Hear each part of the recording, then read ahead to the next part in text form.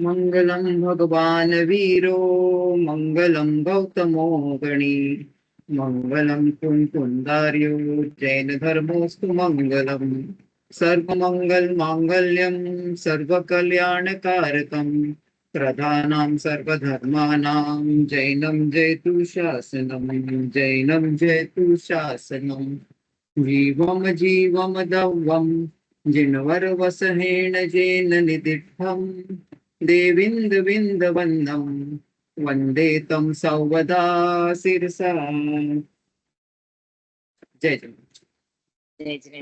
ठीक है, देखो हम लोग अभी ये वाला कर रहे हैं ना, पद्यानुवाद बुक से कर रहे हैं ना। द्रव्य संग्रह पद्यानुवाद जो द्रव्य संग्रह बुक है उसके जो रचयिता है वो श्री नेमिचंद्र सिद्धांति देव है, बराबर। और हम क्या बोल रहे थे? हाँ सुनिए सुनिए, आप मेरी बात सुनिए। रुक्मिचंद भारेल। देखो, एक होते हैं मूल ग्रंथ के कर्ता, बराबर, जिन्होंने मूल ग्रंथ प्राकृत में कभी पहले तो भी लिखा था। उसके बाद में दूसरे होते हैं कि वो ग्रंथ की टीका करने वाले, मतलब उसका कमेंट्री, उसका एक्सप्लेनेशन लिखने वाले। तो जो मूल ग्रंथकार है द्रव्य संग्रह ग्रंथ के, उनका नाम है श्री नेमिचंद्र सिद्धांति देव। ठीक है। और ऐसा ही नाम हमने पहले सुना था एक बार, श्री नेमिचंद्र सिद्धांत चक्रवर्ती। वो अलग है, वो गोमटसार जो जीवकांड कर्मकांड है उनके रचयिता है, और ये अलग है। ठीक है। इनका जो काल है, टाइमिंग है, एरा है, वो 11th सेंचुरी का सेकेंड हाफ है। ठीक है। अच्छा। तो ये अलग है। और अभी जो टीका हम पढ़ रहे हैं वो, उसका नाम द्रव्य संग्रह पद्यानुवाद है। ये डॉक्टर हुकुमचंद जी भारिल की लिखी हुई टीका है। मतलब कैसे, मूल मूल गाथा तो वो लेंगे नेमिचंद्र आचार्य की, और फिर उसके ऊपर एक्सप्लेनेशन अपना देंगे, ऐसा। मतलब जिनवाणी के आधार पे एक्सप्लेनेशन देंगे, इसके लिए वो टीकाकार हुए और ये मूल ग्रंथ के रचयिता हुए। आया ख्याल में डिफरेंस? हाँ हाँ हाँ हाँ। ठीक है। तो अभी हमने जो किया वो मंगला, देखो इसमें 58 गाथा है। जो द्रव्य संग्रह अपना ग्रंथ है उसमें 58 गाथा है। तो उसमें फर्स्ट 13 गाथा जो है वो तो जीव अधिकार, मतलब जीव के बारे में है। ठीक है। फिर नेक्स्ट 13 जो है वो अजीव के बारे में है। फिर उसके बाद जो 11 गाथा आएगी, 11 गाथा, वो 9 पदार्थ, मतलब आश्रव बन पुण्य पाप आदि संवर निर्जरा मोक्ष, वो 9 तत्व के बारे, 9 पदार्थ के बारे में। और फिर 19 गाथा है, आगे की 19 गाथा है, वो मोक्ष मार्ग का स्वरूप, यानी सम्य दर्शन, ज्ञान, चारित्र वगैरह, व्यवहार से, निश्चय से कैसा है। उसमें ही लास्ट की 5 गाथा है जो वो ध्यान के बारे में है, ध्यान का स्वरूप। ठीक है। और फिर एंड की 2 गाथा है, एक तो बताने के लिए कि ये हमको ऐसा मार्ग फॉलो करना चाहिए, और एकदम लास्ट की गाथा होती है जो मुनिराज बोलते हैं कि ये मैंने अपने ज्ञान से आदि लिखा है, इसमें कोई अगर आपको कोई दोष नजर आए तो देख लेना, ऐसा। ठीक है। ऐसा वाला ये पूरा 58 गाथों का संग्रह है।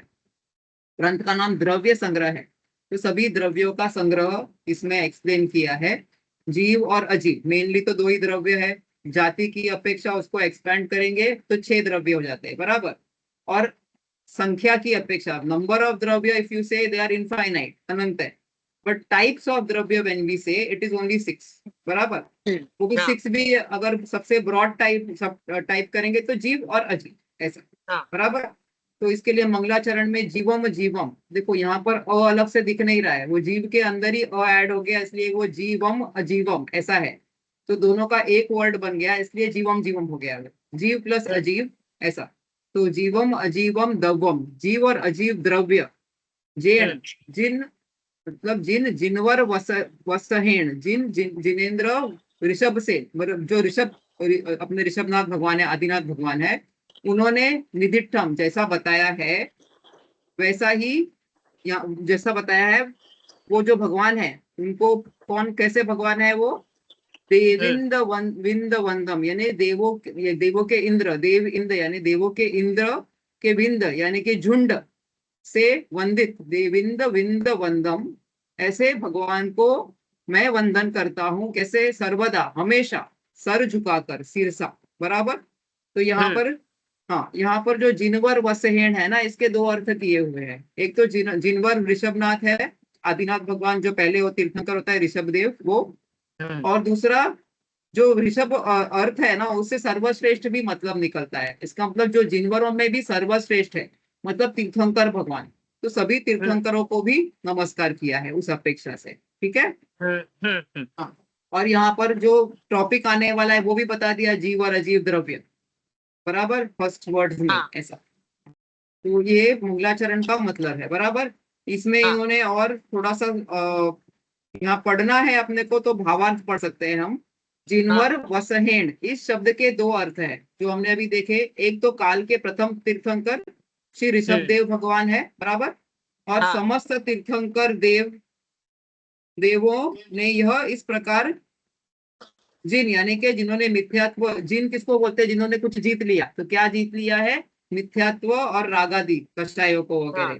तो ऐसे जिन्होंने जीत लिया है उनके वर, यानी कि उनमें श्रेष्ठ, बराबर। वर मतलब श्रेष्ठ होता है, उनमें श्रेष्ठ, जिनको कह सकते हैं गणधर देव वगैरह भी सब जिन वर में आ जाते हैं, क्योंकि उन सभी ने पार्शली वगैरह तो जीता ही है ना, रागादि को। मिथ्यात्व तो पूर्ण जीत लिया है, उनमें श्रेष्ठ है। और उनमें भी सबसे सर्वश्रेष्ठ जो जिनवर वृषभ, तो ऐसे सब तीर्थंकर देव होते हैं, उनको भी नमस्कार किया है, बराबर। हाँ।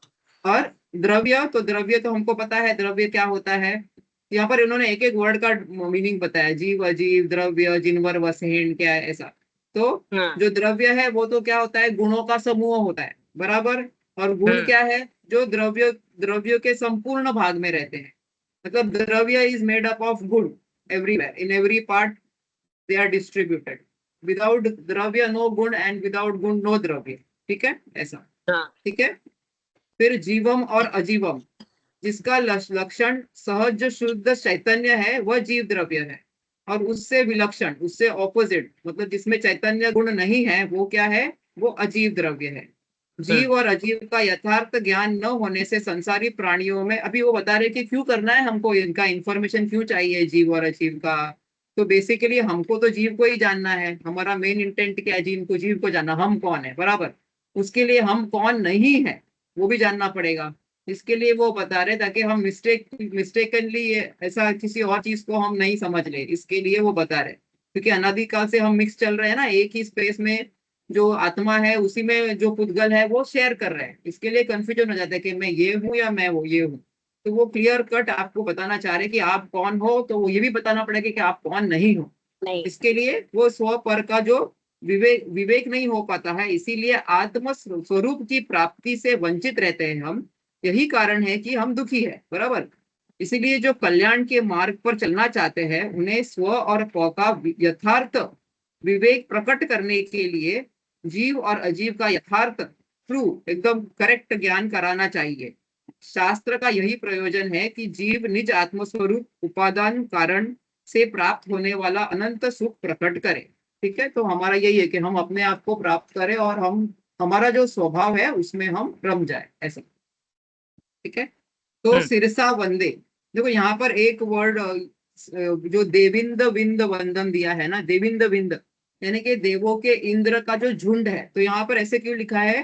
क्योंकि जो समोशरण होता है ना, समोशरण में तीर्थंकर भगवान स्थित होते हैं, उधर वहां पर 100 इंद्र होते हैं जो उनके सेवा, मतलब वहां पर उपस्थित होते हैं भक्ति आदि करने के लिए। तो वो 100 इंद्र का डिस्ट्रीब्यूशन कैसा होता है? जो 40 जो होते हैं ना वो भवनवासी होते हैं, बराबर। और 32 होते हैं वो व्यंतर वाले होते हैं। और 2 होते हैं चंद्र और सूर्य वाले, वो ज्योतिष होते हैं। 24 कल्पवासी होते हैं, बराबर। एक चक्रवर्ती और एक सिंह, यानी कि जो तिर्यंच का इंद्र मानते हैं सिंह। ऐसे टोटल हो गए 100। तो यही वो झुंड है जो देविंद विंद बोल रहे हैं हम, ये झुंड से वो वंदित है तीर्थंकर भगवान, ठीक है। और सर्वदा, सिर सर्वदा मतलब हर समय, तीनों काल में मैं उनको सर झुकाकर नमस्कार करता हूँ, वंदना करता हूँ। सर क्यों झुकाते हैं हम? पैर भी तो झुका सकते हैं ना, सर क्यों झुकाते हैं? सर हमारा उत्कृष्ट अंग है ना, सबसे उत्कृष्ट अंग, हम उनके चरणों में, उनका जो सबसे निकृष्ट अंग माना जाता है चरण, उसमें हम रख रहे हैं। मतलब हमारा उत्कृष्ट उनके निकृष्ट, मतलब हम कितने छोटे हैं, हम उनसे ज्ञान प्राप्त करें और कभी उनके जैसे बने, इसके लिए हम उनकी वंदना करते हैं, ठीक है। अभी हम गाथा नंबर 2 पे जाते हैं, ठीक है। समझ में आया ना पहला वाला? हाँ हाँ, एक बार बाद में वो 40 देव देवनवासी देव, उसका थोड़ा सा एक बार डिटेल बता देखो दीजिएगा। 40 मैं आप फर्स्ट लिख टाइम ही रहे हो सुना क्या? है। आप लिख रहे हो हाँ तो भवन हाँ वासुदेव 40 हाँ हाँ, व्यंतर। एक मिनट। हाँ,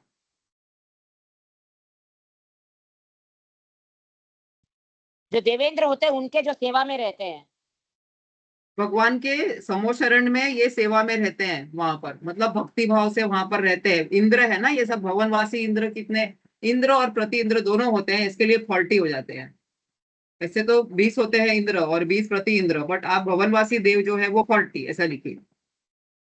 और 40 व्यंतर देव भवनवासी देव, 32 40, भवनवासी 40, व्यंतर 40 32। 32। हाँ, ये 32। 32 कौन? व्यंतर, व्यंतर वाण हाँ। व्यंतर होते हैं ना वो। हम्म। और कल्पवासी देव 24।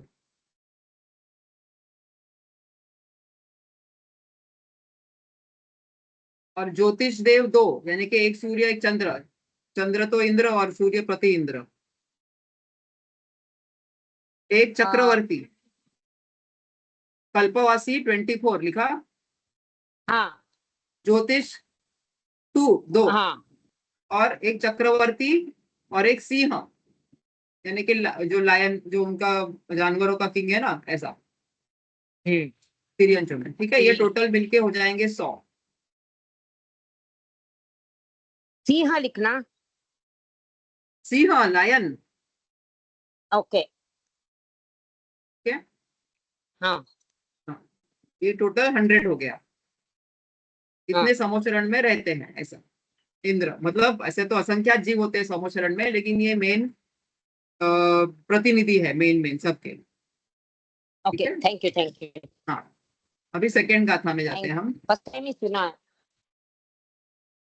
जीवो उपभोगमो अमुत्तिकत्ता सदेह परिणामो भूता संतारत्तो सिद्धो सो विससोड़ गई।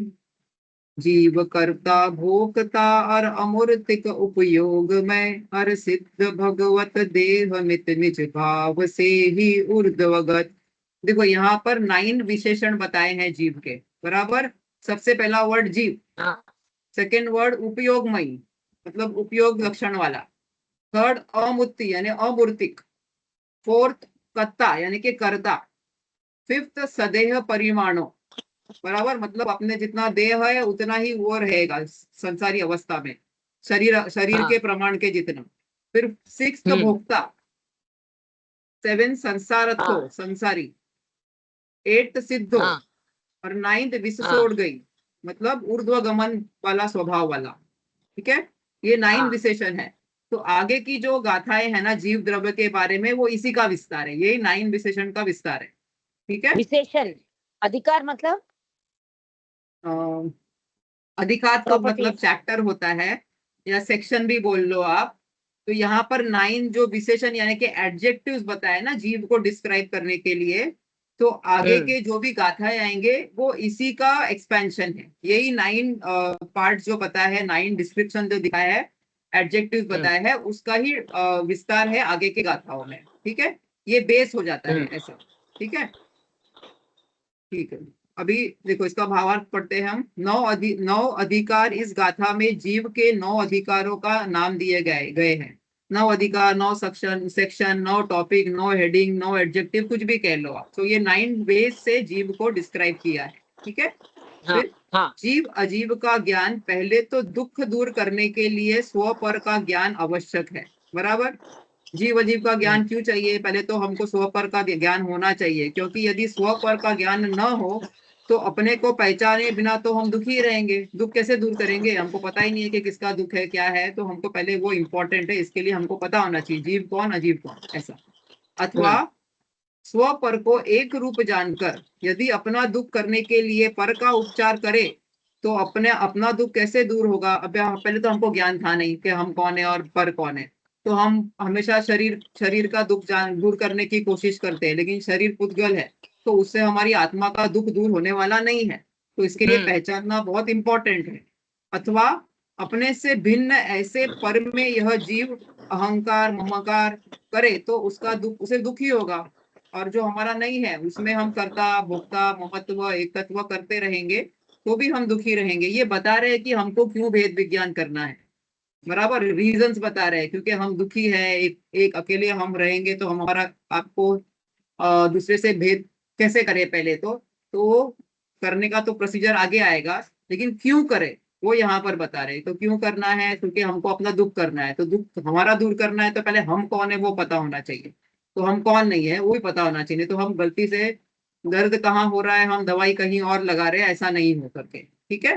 तो इससे स्पष्ट है कि स्व पर का ज्ञान होने पर दुख होता है, दुख दूर होता है। स्व पर का ज्ञान जीव अजीव का ज्ञान होने पर ही होता है, क्योंकि स्वयं जीव है और शरीर आदि जो है वो अजीव है। जब इनके लक्षण आदि के द्वारा जीव अजीव की पहचान होती है, तभी स्व पर की भिन्नता भाषित होती है। इसलिए जीव अजीव का जानना चाहिए। इसीलिए गाथा नंबर 3 से लेके गाथा नंबर 14 तक 9 अधिकारों में जीव का वर्णन किया है, और आगे गाथा नंबर 15 से लेके गाथा नंबर 22 तक अजीव का वर्णन किया है, ताकि हम दोनों को समझ पाए, ठीक है। फिर आगे हे या उपादेय, हे यानी क्या, छोड़ने योग्य, और उपादेय यानी ग्रहण करने योग्य। तो हमको यहाँ पर जब पता चलेगा कि हेय क्या है उपादेय क्या है, तो ही हमें पता चलेगा ना कि किसे छोड़े किसे रखे करके, किस पे कॉन्सेंट्रेट करें और किसको हम इग्नोर कर दें, ऐसा। तो ठीक है, ये भी ज्ञान होता है जानने से। तो जीव के 9 अधिकार प्रारंभ करने के पूर्व इस शास्त्र में कथित नए संबंधी भूमिका, देखो ये जो आगे के गाथाएं आएंगे ना, उसमें बहुत गाथाओं में ये व्यवहार से ऐसा है और निश्चय से जीव ऐसा है, व्यवहार से ऐसा है निश्चय से ऐसा है, तो हर एक एस्पेक्ट को लेके उन्होंने व्यवहार और निश्चय से वो डिस्क्राइब किया है। इसीलिए यहाँ पर थोड़ा उन्होंने बताया है कि नय होता क्या है करके। तो जैसे हमने पहले भी पढ़ा हुआ है नय के बारे में, तो जो नय है वो सिर्फ श्रुत ज्ञान में होता है, पहले तो ये समझ लो। श्रुत ज्ञान क्या होता है, मति ज्ञान क्या होता है, जो इंद्रियों से हमको ज्ञान होता है, बराबर। फिर उसका जो प्रोसेसिंग होता है आगे, वो शुद्ध ज्ञान में होता है, बराबर। और दूसरे ज्ञान कौन से है, अवधि ज्ञान, मनोपर्याय ज्ञान और केवल ज्ञान। अभी ये सब जो ज्ञान है ये तो डायरेक्ट आत्मा से होते हैं, बराबर। अवधि ज्ञान, मनोपर्याय ज्ञान और केवल ज्ञान डायरेक्ट आत्मा से होते हैं। तो इसमें ऐसा तो है नहीं कि कुछ दिखता है कुछ नहीं दिखता है, जो है वैसा वो दिखता है, बराबर। तो इसमें नए नहीं लगा सकते कि इसको नहीं देखें इसको देखें, ऐसा नहीं कर सकते, क्योंकि आत्मा में वो जो व्यवस्था है कि किसी चीज को हाईलाइट करे और किसी चीज को नहीं करे, वो सिर्फ श्रुत ज्ञान में हो सकती है। इसीलिए नए सिर्फ श्रुत ज्ञान में है। अभी श्रुत ज्ञान भी हमको मालूम होना चाहिए, एक तो मिथ्या ज्ञान है और एक सम्यक ज्ञान है। तो सम्यक ज्ञान क्या होता है, जिसमें हम प्रॉपरली अपेक्षा लगा के नहीं लगाते हैं कि ये है, मतलब ये नहीं है कि दूसरी चीज नहीं है, इस अपेक्षा से ये चीज है और इस अपेक्षा से ये चीज नहीं है, ऐसा जब बताते हैं उसको सम्यक श्रुत ज्ञान होता है।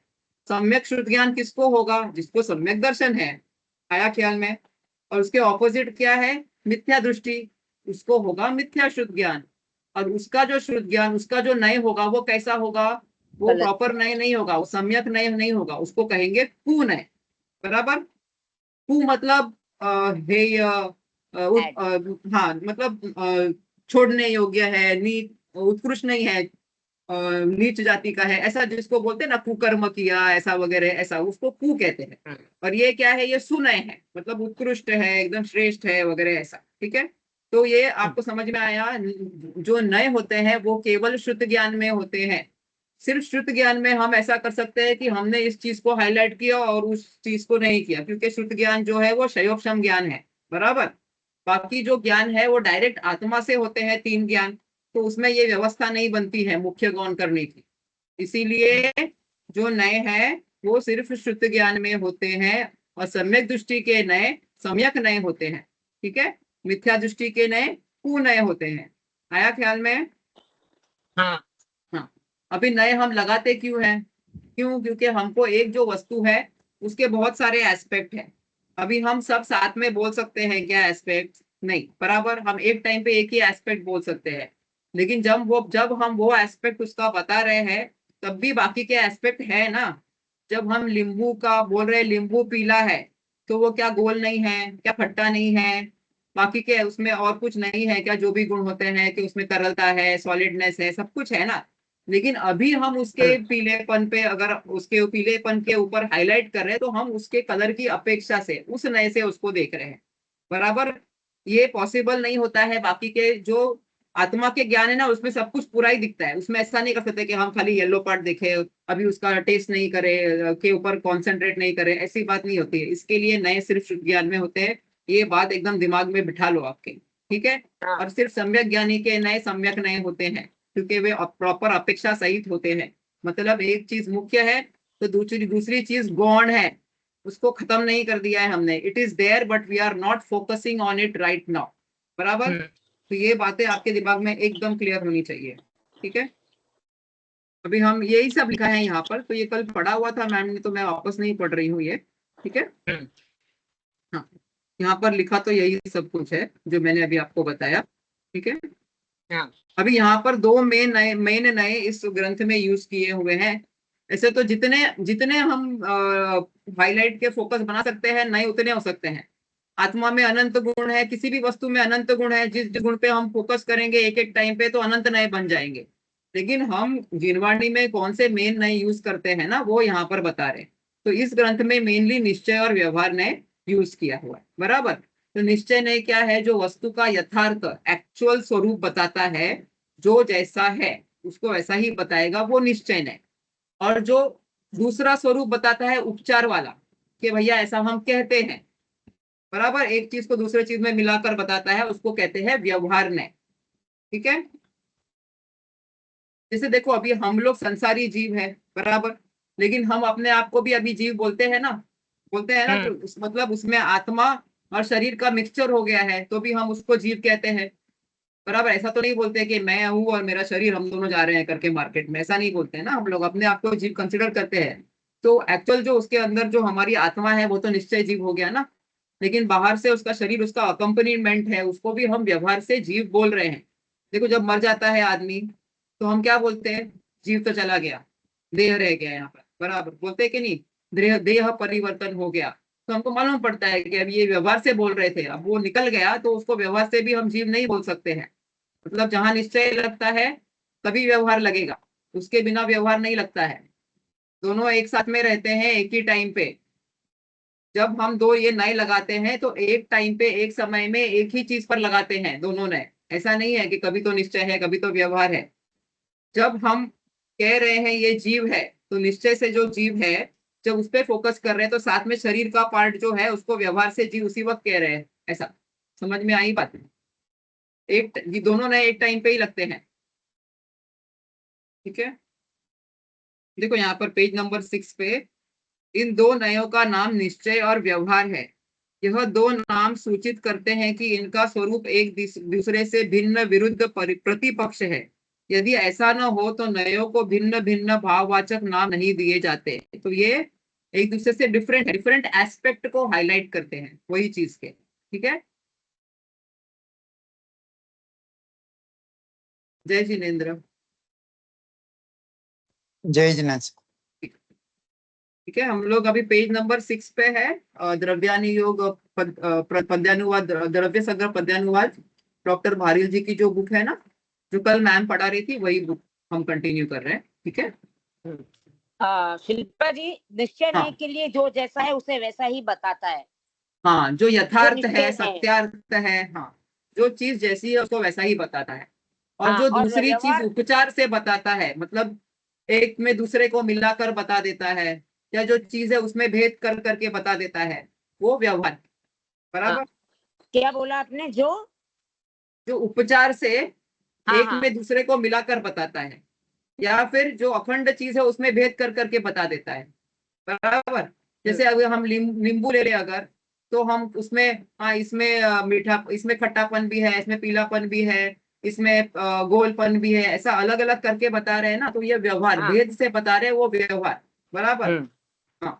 और अगर उसी नींबू को कोई कवर के साथ में भी, उसको भी नींबू कह दे हम, भले कागज में लपेटा हो तो भी हम कह दे देखो ये नींबू है करके, तो कागज को हाँ भी हम व्यवहार से नींबू कह रहे हैं, तो एक को दूसरे में मिलाकर बता दिया, तो वो व्यवहार है, हाँ।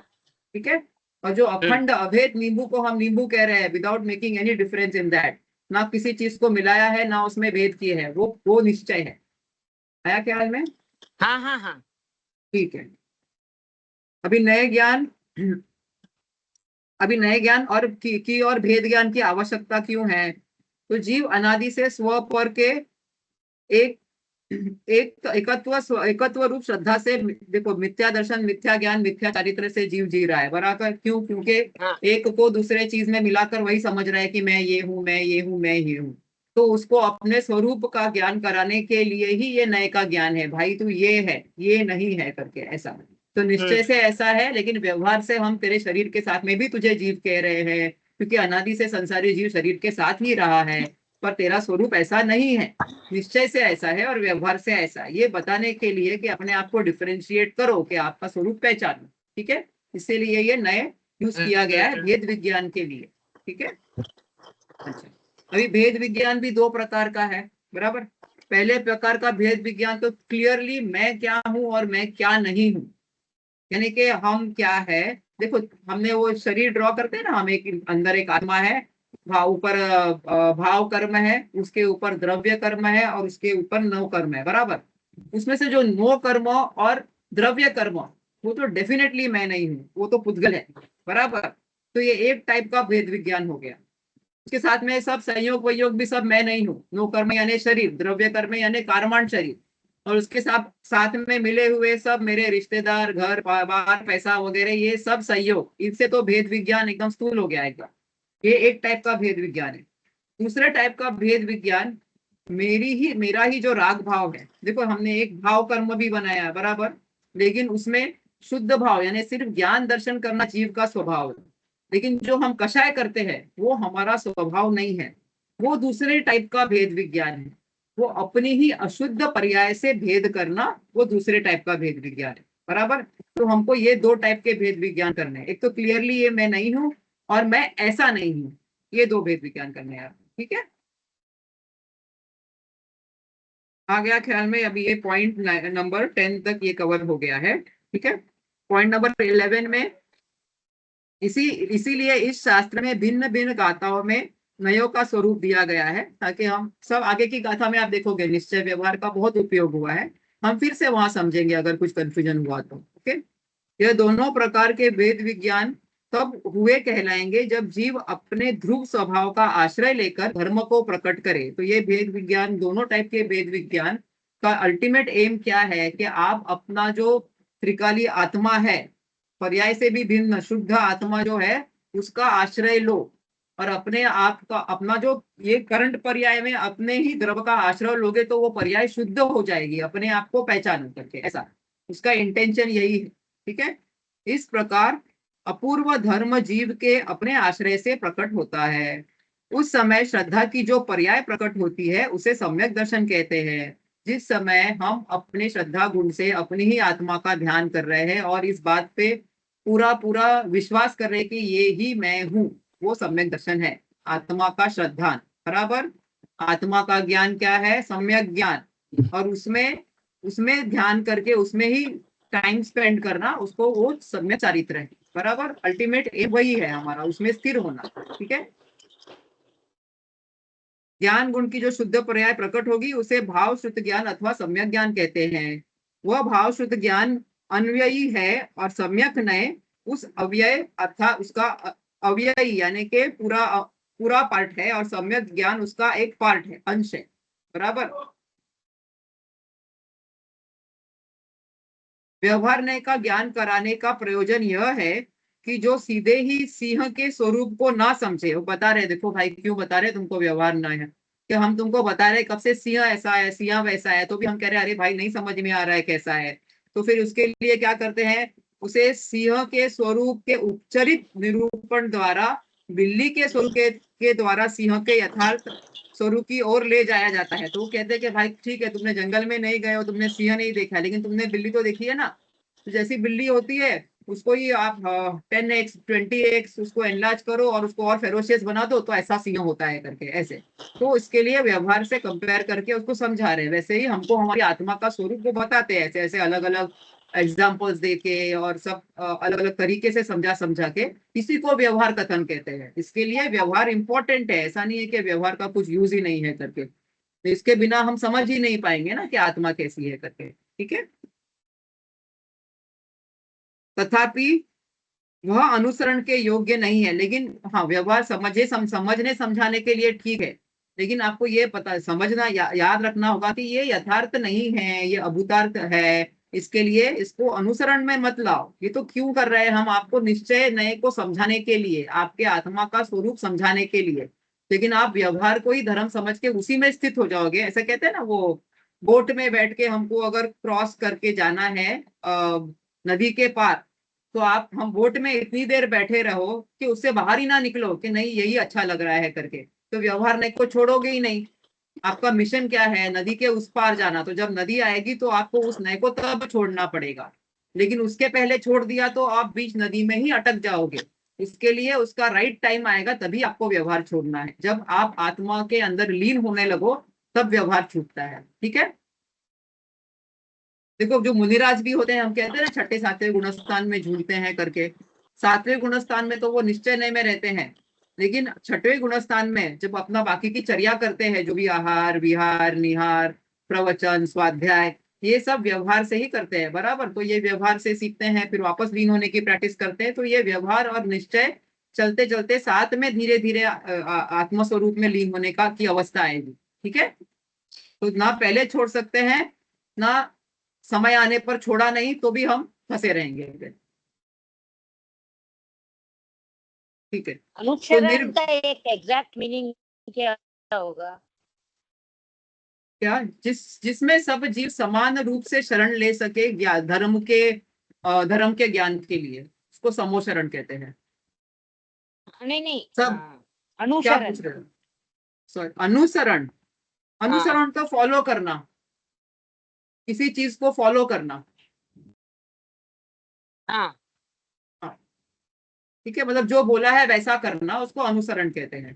तो जो निश्चय, जो व्यवहार नए है वो समझने के लिए ठीक है, लेकिन उसको फॉलो ही करते रहोगे तो आप आगे नहीं बढ़ोगे। ऐसा वो समझने के लिए यूजफुल है तो हाँ उसको वही यूज लेना है। जो चीज जैसी है उसको वैसा ही यूज करना है। उसको आप उसका अलग तरीके से आत्मा का स्वरूप जानने के लिए यूज नहीं कर सकते हो। ऐसा आत्मा में स्थित होने के लिए यूज नहीं कर सकते हो। आया हाँ ख्याल में आपको? हाँ। देखो, उसके क्योंकि उसके वो व्यवहार नए में भी हम भक्ति करते हैं, सब शुभ राग वगैरह सब करते हैं, लेकिन वो धर्म नहीं है ना। धर्म तो क्या है? वस्तु का स्वभाव। और वस्तु का स्वभाव यानी कि आत्मा का स्वभाव क्या है? ज्ञान दर्शन। तो उसमें स्थित होना है तो व्यवहार छोड़ना पड़ेगा ना हमको तब। हाँ ऐसा। हाँ। तो वो समझने के लिए कि हमारा आत्मा का समझ। धर्म क्या है, वो व्यवहार नए है। लेकिन उसमें स्थित होने के लिए वो नहीं है। वो सिर्फ समझने का काम कराएगा आपको बराबर। वो बताएगा ये निश्चय ने अच्छा है, निश्चय ने ग्रहण करने योग्य है, ऐसा। और निश्चय ने बताएगा कि व्यवहार नहीं छोड़ने योग्य, व्यवहार नहीं छोड़ने योग्य। बता रहे तो दोनों एक ही चीज है कि अपने आत्मा में लीन रहो करके, ऐसा। मगर अलग अलग तरीके से बता रहे हैं। ठीक है। हाँ, थैंक यू। इसीलिए व्यवहार नए को निषेध्य और निश्चय नए को उसका निषेधक कहा जाता है। तो व्यवहार नए निषेध्य मतलब बाद में जाके छोड़ने योग्य है, और निश्चय ने बोलता है कि व्यवहार छोड़ने योग्य है, उसका निषेध करता है। ठीक है। ऐसा इसका मतलब निषेध करना मतलब नो बोलना, ये चीज को नहीं करो, ऐसा। अब हम तीसरी गाथा पढ़ते हैं। ठीक है, आगे बढ़े ना हम लोग थर्ड गाथा पे। या यस।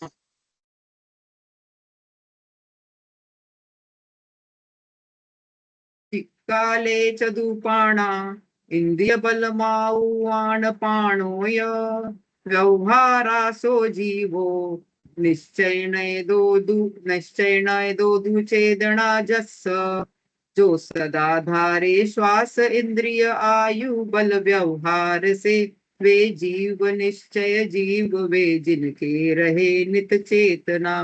देखो यहाँ पर जो पहला विशेषण था सेकंड गाथा में जीव, अभी उसका विस्तार होगा यहाँ पर बराबर। तो उन्होंने क्या बताया? जीव को भी दो तरह का तरीके से डिस्क्राइब किया है यहाँ पर। व्यवहार से जीव कैसा है और निश्चय से जीव कैसा है।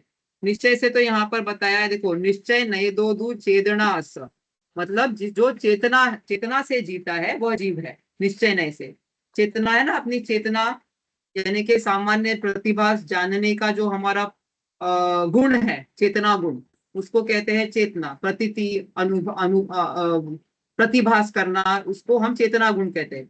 ये जो चेतना गुण है ना, इसके दो पार्ट हैं, ज्ञान गुण और दर्शन गुण बराबर। और ये ज्ञान और दर्शन गुण की जो पर्याय होती है उसको उपयोग कहते हैं।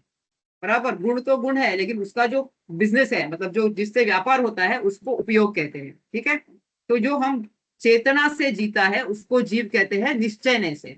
और जो व्यवहार से संसार में जो जीव संचरण कर रहा है, अभी चारों गतियों में घूम रहा है, तो वो कैसे जीता है, तो उसको ये व्यवहार प्राणों से जीता है। बराबर। यहाँ पर चतुपणा, 4 प्राण बताए हैं। तो ये 4 प्राण कौन से हैं? इंद्रिय, बल, आऊ, आण, पाणो। इंद्रिय बल, इंद्रिय प्राण, बल प्राण, आयु प्राण और आणो पाणो यानी के श्वासोश्वास। बराबर। देखो यहाँ पर एक ये भी दिया हुआ है, एक पेज नंबर 9 पे एक चार्ट बनाया हुआ है, आपको दिख रहा होगा शायद। हाँ ठीक है, हाँ। तो उसमें एक इंद्रिय से लेके पंचेंद्रिय जीव जो है, वो उनके कितने इंद्रिय, बल, आयु और श्वासोश्वास प्राण होते हैं वो बताया है। ठीक है, देखो अभी हमने यहाँ पर मेन 4 प्राण बताए इंद्रिय, लेकिन इंद्रिया कितनी होती है? 5। बराबर। हाँ एक इंद्रिय को एक ही इंद्रिय होगी, 2 इंद्रिय को 2 ही इंद्रिय प्राण होंगे, 3 इंद्रिय को 3 इंद्रिय, ऐसे करके पंचेंद्रिय को टोटल कितने प्राण होंगे? इंद्रिय प्राण 5। कितने होंगे? 5। बराबर। और बल का मतलब मन, वचन और काय, 3 टाइप के बल होते हैं। ठीक है, अभी जो एक इंद्रिय जीव है उसमें खाली काया होती है, काय बल। बराबर। वचन बल जो है वो सेकंड 2 इंद्रिय जीव से आता है। क्यों? क्योंकि उसमें रसना इंद्रिय सेकंड इंद्रिय जीव को ही है ना। फर्स्ट इंद्रिय जीव, एक इंद्रिय जीव को सिर्फ स्पर्शन इंद्रिय है। स्पर्शन, रसना, घ्राण, चक्षु, श्रोत्र।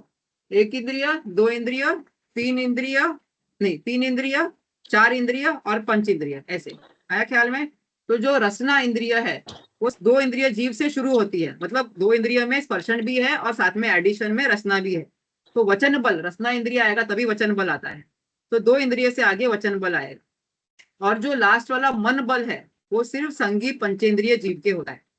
5 इंद्रिय, 3 बल। बराबर। ये हमने देखा था एक इंद्रिय और एक बल, लेकिन इसको हम लोग एक्सपेंड करेंगे तो ये टोटल 5 और 3 8 हो गया। बराबर।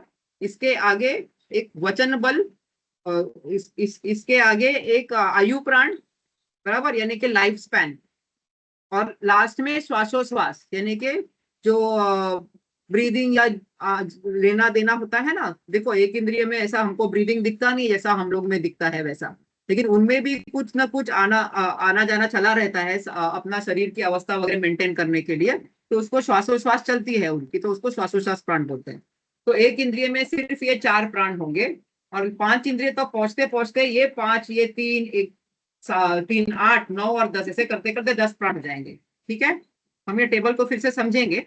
इतना थोड़ा बहुत समझ में आया कि संसारी जीव व्यवहार से ये सब प्राणों से जीता है, संसारी प्राणों से। और निश्चय से वो केवल अपने चेतना प्राणों से जीता है। आया ख्याल में ना? इतना हैंग हो गया है क्या? मेरी आवाज आ रही है नहीं ना? नहीं। आ रही है। हाँ रही है हाँ मैडम। हाँ ठीक। देखो हम भावार्थ पढ़ते हैं यहाँ पर। जीव के व्यवहारने से प्राण, जीव के व्यवहारने से अर्थात संयोग रूप से जो प्राण होते हैं वो कौन से हैं? इंद्रिय, बल, आयु और श्वासोश्वास। यह 4 जड़ प्राण संसार दशा में होते हैं। जड़ क्यों कहा है? वो पुद्गल रहते हैं इसके लिए। ठीक है, यह 4 प्राण पुद्गल द्रव्य के स्कंद रूप पर्याय होती है। पुद्गल द्रव्य जीव से सब प्रकार से अर्थात द्रव्य, क्षेत्र, काल और भाव से अत्यंत भिन्न है। जड़ प्राण संयोग रूप होने से अनित्य है। इसीलिए जब हम मरते हैं इनके प्राण चले गए ऐसे कहते हैं ना, तो वो व्यवहार प्राण की बात करते हैं हम, कि प्राण चले गए करके ऐसा। तो वो व्यवहार प्राण चले गए, मतलब आयु खत्म हो गई, श्वासोश्वास खत्म हो गया, इंद्रिय से अभी कोई काम नहीं हो रहा है, और मन वचन काय की प्रवृत्ति अब नहीं हो रही है, इसीलिए वो व्यवहार प्राण नहीं रहे, ऐसा कहते हैं हम लोग। ठीक है, लेकिन जो चेतना प्राण है वो तो जीव के साथ ही जाता है ना दूसरी गति में। बराबर। तो वो निश्चय प्राण है, क्योंकि वो आत्मा की पहचान है, उसका लक्षण है वो। हमने लक्षण पढ़े थे ना, आत्मभूत लक्षण, इसमें कोई दोष नहीं है, ना अतिव्याप्ति, ना अव्याप्ति, ना असंभव, ऐसा लक्षण है, वो सच्चा लक्षण है जीव का, वो चेतना गुण है। तो वो जीव के साथ में ही रहता है, इसीलिए उसको निश्चय प्राण कहते हैं। ठीक है, जीव के निश्चय प्राण से जीव के निश्चय नए से अर्थात वास्तव में सदा चेतना प्राण है। इस चेतना प्राण के कारण जीव यथार्थ में अनादि से अनंत काल तक जीता है। यह चेतना प्राण शाश्वत होने से नित्य है। ये चेतना ही जीव है तब तक है, मतलब जीव और ये चेतना बस अविनाभावी है, एक साथ ही रहेंगे, हमेशा से थे, हमेशा है और हमेशा रहेंगे, अनादि निधन हमेशा, ठीक है, कभी खत्म नहीं होंगे, कभी सेपरेट नहीं होंगे, ऐसा। तो यही हमारा सच्चा धन कहते हैं ना, हमारा यही चेतना ही हमारा सच्चा धन है। लेकिन हम बाहर की चीजें ढूंढते रहते हैं ना, तो वो सब गलत है। अपने आप को पहचानो, यही बता रहे, भेद विज्ञान करो कि तुम क्या हो करके, ऐसा। निश्चय है व्यवहार नय का स्वरूप, नयों का स्वरूप भूमिका में, ये जो ऊपर बताया है वो नयों का स्वरूप ऑलरेडी बता दिया है, जो ऊपर हमने पढ़ा ना, तो वो अभी वापस डिस्क्राइब नहीं कर रहे हैं, वो यहाँ पर वो अप्लाई करना है, ऐसा कह रहे हैं। तो यथार्थ क्या है यहाँ पर? चेतना। यथार्थ मतलब सत्यार्थ, भूतार्थ, भूतार्थ यानी कि जो है, अर्थ में जो है उसको भूतार्थ कहते हैं। यहाँ अर्थ क्या है? आत्मा, पदार्थ है, मतलब आत्मा में क्या रहेगा? हमेशा चेतना। इसके लिए वो निश्चय से ये जो प्राण है वो चेतना प्राण है। तथापि संसार दशा में व्यवहार जीवत्व के कारणभूत इंद्रिय आदि द्रव्य प्राणों से व्यवहार नय से जीता है, ऐसा द्रव्य प्राणों के संयोग के ज्ञान कराने के लिए कहा है। तो जो हमको दिखता है संयोगवश संसारी अवस्था में, इसके लिए उसको व्यवहार से कहा है कि ये द्रव्य प्राण है, इससे जीव जीता है, सांस चल रही है, हाथ पैर हिल रहे हैं आदि, ठीक है, आयु है अभी तक, वो सब व्यवहार प्राण है। वे द्रव्य प्राण किंचित मात्र भी आत्मा का स्वरूप नहीं है, क्योंकि वे पुद्गल द्रव्य से बने हैं। दोनों नए एक ही साथ, इन दोनों नयों के विषयों को परस्पर विरोध होने पर भी उन दोनों विषयों को एक साथ रहने में विरोध नहीं है। क्यों? क्योंकि अभी दोनों संसारी अवस्था में जब जीव है तब हम ऐसा ही कहेंगे उसको, क्योंकि ये दोनों ही एक व्यवहार नय से बता रहा है और एक निश्चय नय से उसी जीव को डिस्क्राइब कर रहा है, ठीक है। जीव के पौद्गलिक प्राणों की संतति के हेतु संसारी जीव तब तक देह प्राण विषयों में ममत्व जब तक, देखो यहाँ पर वो बता रहे कि हमको जो हमारा द्रव्य प्राण है उसमें ममत्व नहीं करना है। क्यों? क्योंकि वो तो बार बार हमने छोड़ा है और बार बार नया ग्रहण किया है, तो वो हमारा था ही नहीं, इसीलिए छूट रहा है ना बार बार। तो इसीलिए वो मैं हूं या वो मेरा है, ऐसा अपना जो ममत्व बुद्धि है, एकत्व बुद्धि है, उसको छोड़ दो और अपनी असली चीज जो है वो अपना उपयोग है, जो अपना चेतना गुण है वो तुम्हारा है, उसको पहचानो, ठीक है। इसीलिए जीव यदि उपयोग मात्रा आत्मा को ध्याए तो प्राण उसका अनुसरण कैसे करेंगे? अर्थात उसके प्राणों के का संबंध नहीं है, मतलब है इसका। संसारी जीव जब तक देह देह प्रदान विषयों में महत्व नहीं छोड़ता तब तक वह पुनः पुनः अन्य अन्य प्राण धारण करता है, मतलब संसार में बार बार जन्म लेता है। इसलिए जीव यदि उपयोग मात्र आत्मा का को ध्याए तो प्राण उसका अनुसरण कैसे करेंगे? जब तक वो स्थित नहीं होगा अपनी आत्मा में तब तक वो द्रव्य प्राणों से छुटकारा नहीं पाने वाला है, ठीक है। प्राण तात्पर्य, उसका अनुसरण मतलब? जीव का अनुसरण द्रव्य प्राण। देखो यहाँ पर दो चीजें बताई है बराबर, अपने उपयोग में स्थित होना मतलब अपने चेतना प्राणों में स्थित होना। जब वैसा होगा तो द्रव्य प्राणों से द्रव्य प्राण उसका अनुसरण नहीं करेंगे, मतलब वो जीव के पीछे पीछे घूमना बंद कर देंगे अभी, मतलब भव संसरण से हमको मुक्ति मिल जाएगी, ऐसे, ठीक है। तात्पर्य, जीव द्रव्य से पुद्गल विपरीत है, इसीलिए अनंत दर्शन ज्ञान सुख वीर्यादि अनंत गुण स्वभाव में निज परमात्मा तत्व से द्रव्य प्राण भिन्न है, ऐसी भावना करना है। तो अपना चीज जो है उसको पहचानो, और जो नहीं है, जो पुद्गल के पुद्गल से बना हुआ है, वो मैं नहीं हूं, ऐसा भेद विज्ञान करो, ठीक है। तो यहाँ पर ये जो टेबल दिया है इसमें देखो, यहाँ पर जीव बताया है। जीव कौन से टाइप के बताए यहाँ पर? एक इंद्रिय, द्विइंद्रिय, त्रिइंद्रिय, चार इंद्रिय, पंचेंद्रिय में दो टाइप का, एक मन के साथ वाला, मन के बिना वाला असंगी, और मन के साथ वाला संगी, ठीक है। फर्स्ट टेबल वो जीव बताया है। जो एक इंद्रिय जीव है उसको अभी आप हॉरिजॉन्टली देखो, तो एक इंद्रिय में सिर्फ स्पर्शन इंद्रिय है और सिर्फ काय है, उसमें काय बल, ठीक है, सिर्फ बॉडी है, उसमें वचन और मन नहीं होता है ना, इसके लिए। और सभी जीवों में आयु और श्वास रहने ही वाला है, ठीक है। ये पर्याप्त जीवों की बात हाँ, हो रही है इसके लिए। अच्छा, काय के अंदर क्या क्या आता है? बॉडी, ओनली बॉडी, स्पर्श? शरीर। हाँ, तो उसमें स्पर्श देखो इंद्रिय और काय को आप नहीं, अलग ही रखो। स्पर्श हल्का। स्पर्शन इज द इंद्रिय, सेंस ऑर्गन, उसको बॉडी मत बोलो। शरीर जो है ना, उस जो शरीर बनता है उसको काय बोलना है, ठीक है।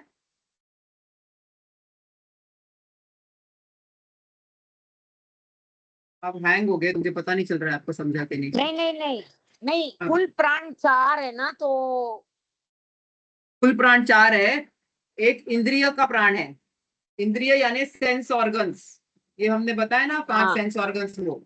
और काय, काय यानी कि जो बॉडी बनता है, शरीर बनता है ना, औदारिक शरीर बनता है, मनुष्य और तिरंचों में औदारिक शरीर बनता है, देव और नारकियों में वैक्रिय शरीर बनता है। तो ये जो है ये काय है, बॉडी है उसका। आया ख्याल में? ये दोनों अलग अलग चीजें हैं। ठीक है। फिर शिल्पा जी, ये जो कुल प्राण 4 लिखा हुआ है ना, मतलब आयु हाँ लिखा है, श्वास हाँ लिखा है, ये कैसे समझना है इसको? आप एक इंद्रिय जीव को लो पहले। एक इंद्रिय जीव, उसमें कितने हाँ। एक इंद्रिय जीव में कितने इंद्रिय है?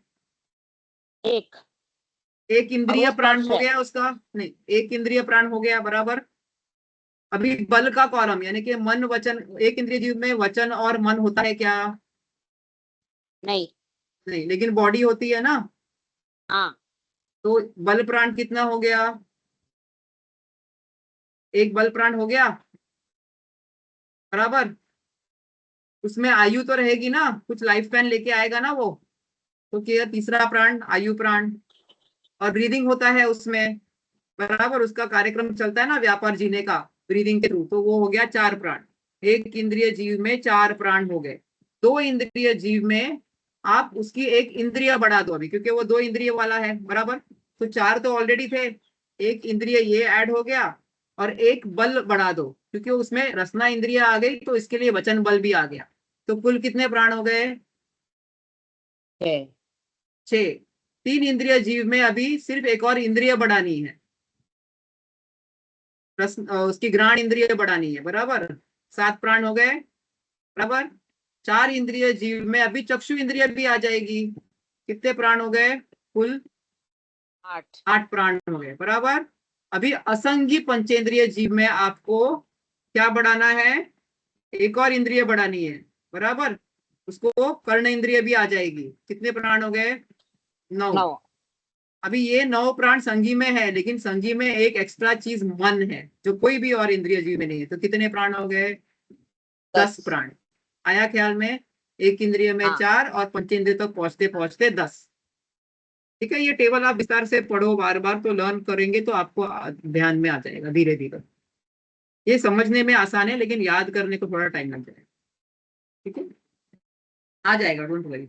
यहाँ आयु श्वास हाँ हाँ लिखा है, मतलब है।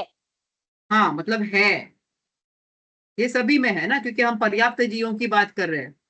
देखो, हाँ। अपर्याप्त जीवों की बात अलग होती है, वो आगे जब आएगी तब आएगी। अभी आप ये समझो कि ये वाले जो है, ये पर्याप्त जीव है, इनमें इतने प्राण होते हैं, बराबर। हम्म। ठीक है। अभी चौथी गाथा। ठीक है। अभी दूसरा वाला विशेषण जीव के बाद में उपयोग आया था सेकंड नंबर गाथा में, तो अभी उपयोग का डिस्क्रिप्शन आ रहेगा। ठीक है। उपभोगो दुवियपो दर्शन नाणम च दर्शनम च दूधा चक्षु अचक्षु ओहि दर्शन मद केवलम नेयम उपयोग दो है ज्ञान दर्शन 4 दर्शन जानिए चक्षु अचक्षु अवधि केवल नाम से पहचानिए। देखो यहाँ पर उपयोग जो है, जीव का लक्षण क्या है? उपयोग। अभी मैंने क्या बताया? जीव का जो मेन गुण जो बताया, जीव किस से जीतता है? चेतना प्राण से, निश्चय से, बराबर। ये चेतना गुण के 2 पार्ट है, ज्ञान और दर्शन, बराबर। तो इनके दोनों की अपनी अपनी पर्याय है। ज्ञान गुण की पर्याय ज्ञान उपयोग, और दर्शन गुण की पर्याय दर्शन उपयोग, बराबर। जो गुण जिस अवस्था में होता है ना, उसका एक्सप्रेशन को पर्याय कहते हैं। ठीक है, तो यहाँ पर उसी पर्याय को उपयोग कह रहे क्या हैं। चीज? कोई भी गुण जो जिस वक्त एक्सप्रेस हो रहा है, किसी भी फॉर्म में, जिस भी मोड में जो गुण है ना, उसको हम पर्याय कहते हैं। ठीक है, कोई भी चीज कोई भी अवस्था के बिना तो नहीं रह सकती है ना। अभी ये वुड है, तो ये पेंसिल उसकी पर्याय है अभी, ऐसा, बराबर। और ये हमको दिखता नहीं हो, लेकिन हर समय इसमें कुछ ना कुछ चेंज चल रहा है, उसकी अपनी पर्याय चेंज हो रही है कंटिन्यूअसली। तो थोड़े महीनों के बाद मैं निकालूंगी तो इसमें धीरे धीरे व्हाइट स्पॉट्स आ जाएंगे, ये काला काला पार्ट निकल जाएगा। तो कुछ ना कुछ चेंजेस इसमें अपने आप हो रहे हैं। तो इसमें भी इसके जो गुण है, उसमें कुछ ना कुछ चेंजेस हो रहे हैं, वो उसकी पर्याय है, कंटिन्यूस चेंज हो रही है। ठीक है, वैसे ज्ञान गुण की पर्याय को हम ज्ञान उपयोग कहते हैं, और दर्शन गुण की पर्याय को दर्शन उपयोग कहते हैं। ठीक है, तो यहाँ पर पहले वो दर्शन उपयोग को एक्सप्लेन कर रहे हैं। क्या बोल रहे हैं? कि उपयोग 2 है, दर्शन और ज्ञान। और जो दर्शन है वो 4 टाइप का है। क्या? चक्षु दर्शन, अचक्षु दर्शन, अवधि और केवल। बराबर, ये 4 टाइप के दर्शन है। देखो, ज्ञान और दर्शन को और भी नामों से कहा जाता है, सामान्य और विशेष भी कहते हैं। जो दर्शन है सामान्य, क्यों? क्योंकि दर्शन जो है ना, वो सिर्फ ये बताता है कि कुछ चीज है, बस इतना ही। उसके अलावा उसके बारे में कुछ नहीं बताएगा, वस्तु के बारे में सिर्फ उसकी सत्ता है, बस इतना ही बताएगा, इसका अस्तित्व है। और जो ज्ञान है वो उसके बारे में और इंफॉर्मेशन देगा। इसके लिए दर्शन को सामान्य और ज्ञान को विशेष भी कहते हैं। सेकेंड, और एक नाम है दर्शन को निराकार और ज्ञान को साकार भी कहते हैं। मतलब जो बिना किसी आकार के सिर्फ बताता है सत्ता, उसको दर्शन, और उसके बारे में और बताएगा तो उसको साकार। ठीक है, ये सब अलग अलग नाम है, कभी कोई नाम यूज होता है, कभी कोई नाम यूज होता है, इसके लिए मैं बता रही हूँ ऑलरेडी। ठीक है, अच्छा, इसका भावार्थ पढ़ते हैं। उपयोग जीव चैतन्य द्रव्य है, ज्ञान और दर्शन उसके गुण है। उसका एक नाम चैतन्य है, चैतन्य का अनुसरण करके होने वाले आत्मा का परिणाम को उपयोग कहा जाता है। तो आत्मा का परिणाम यानी कि आत्मा की पर्याय है। तो चेतना गुण की अपेक्षा से जो पर्याय कह रहे हैं वो उपयोग है। ठीक है, फिर उपयोग के भेद, उपयोग के 2 भेद है, दर्शन और ज्ञान, जैसे हमने अभी बताया। इनमें से दर्शन उपयोग के 4 भेद है, चक्षु दर्शन, अचक्षु दर्शन, अवधि दर्शन और केवल दर्शन। ठीक है, तो अभी चक्षु दर्शन जो है वो कैसे होगा? चक्षु नाम मतलब नेचुरली आंख, बराबर। सो चक्षु से, आंख से जो हमको सामान्य किसी चीज का प्रतिभास होता है उसको चक्षु दर्शन कहते हैं। ठीक है, जो दर्शन होता है वो मति ज्ञान के पूर्व में, इंद्रियों से पहले होता है। ठीक है, देखो यहाँ पर लिखा है, नेत्र संबंधी होने वाले मति ज्ञान से पूर्व होने वाले सामान्य प्रतिभास अथवा अवलोकन को चक्षु दर्शन कहते हैं। बराबर, यानी कि चक्षु इंद्रिय का जो ज्ञान होगा, उसके ज्ञान के पहले जो हमको खाली कुछ है, इतना ही हमको चक्षु इंद्रिय से पता चलेगा, उसको चक्षु दर्शन कहते हैं। ठीक है, ये सब बहुत फास्ट होता है, हमको ऐसा मालूम नहीं पड़ता कि पहले हमको मालूम पड़ा कुछ है फिर हमने देखा कि क्या है, ऐसा हमको मालूम नहीं पड़ता है। इतना समय इतना छोटा होता है ना कि उसमें वो कब पर्याय आके चली जाती है। जब हम एक भी बोल रहे हैं तो उसमें असंख्यात समय निकल गया, ऐसा समझना, इतना छोटा समय का यूनिट है। तो उसमें ये सब फटाफट होता है, तो हमको हमारे ज्ञान में ऐसा नहीं आता है कि एक्चुअल में चीजें ऐसे काम कर रही है करके। तो केवली भगवान ने देखा है और हमको मिलियन एक्स स्लो करके बता रहे हैं कि पहले दर्शन हो रहा है, फिर अवग्रह हो रहा है, फिर यह हो रहा है, ऐसे वो बता रहे हैं, इसलिए हमको समझ में आ रहा है। वरना इतना फास्ट सब कुछ चलता है कि हमारे ध्यान में नहीं आता है वो सब। ठीक है, ऐसा। अच्छा, 1 मिनट, सामान्य प्रतिभास का मतलब मतलब सिर्फ प्रतिभास मत है बस हाँ, इतना ही, और कुछ सामान्य उसके बारे में इंफॉर्मेशन नहीं। ओनली इट इज देयर, बस इतना ही प्रतिभास होता है। सामान्य मतलब कुछ भी विशेषता नहीं दिखती है उस चीज के बारे में। ठीक है, सिर्फ सत्ता है, बस इतना ही मालूम पड़ता है। तो वो दर्शन का काम उतना ही है, दर्शन गुण का। ठीक है, जनरल फील। हाँ, जस्ट। फिर अचक्षु दर्शन मतलब अभी बाकी के जो इंद्रिय है उससे जो प्रतिभास होता है उसको सामान्य प्रतिभास होता है, उसको अचक्षु दर्शन कहते हैं। ठीक है,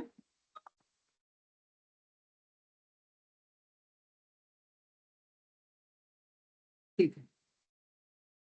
देखो, शेष इंद्रियों और मन के संबंध से होने वाला मति ज्ञान के पूर्वक, देखो मन भी ले लिया इसमें, बाकी इंद्रियों और मन से पूर्व होने वाला जो सामान्य प्रतिभास है उसको अचक्षु दर्शन कहते हैं। ठीक है, फिर अवधि दर्शन क्या है?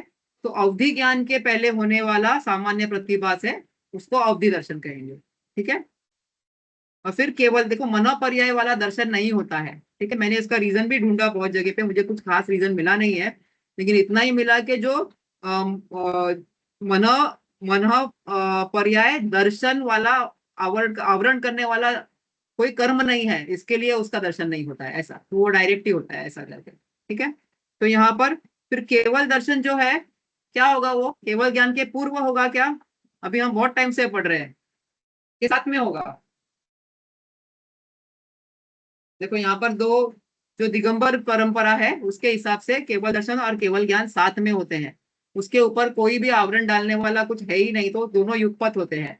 श्वेतांबर परंपरा में केवल दर्शन पहले होता है और केवल ज्ञान बाद में होता है, ऐसे बताते हैं। ठीक है, केवल दर्शन केवल ज्ञान के साथ प्रवर्तमान युगपत होता है। सामान्य प्रतिभास अथवा अवलोकन को केवल दर्शन कहते हैं, साथ में ही होता है, उसके अलग अलग नहीं होता है ऐसे। तो नहीं तो फिर गैप हो जाएगा ना, केवल ज्ञान में पहले गैप हो जाएगा, पहले कुछ नहीं दिख रहा था फिर दिख रहा है, फिर नहीं दिख रहा है फिर दिख रहा है, ऐसा। लेकिन केवल ज्ञान में ऐसा होता नहीं है, सब कुछ युगपत हर एक समय में क्लियर स्पष्ट दिखता है, ठीक है, हर एक चीज की हर पर्याय।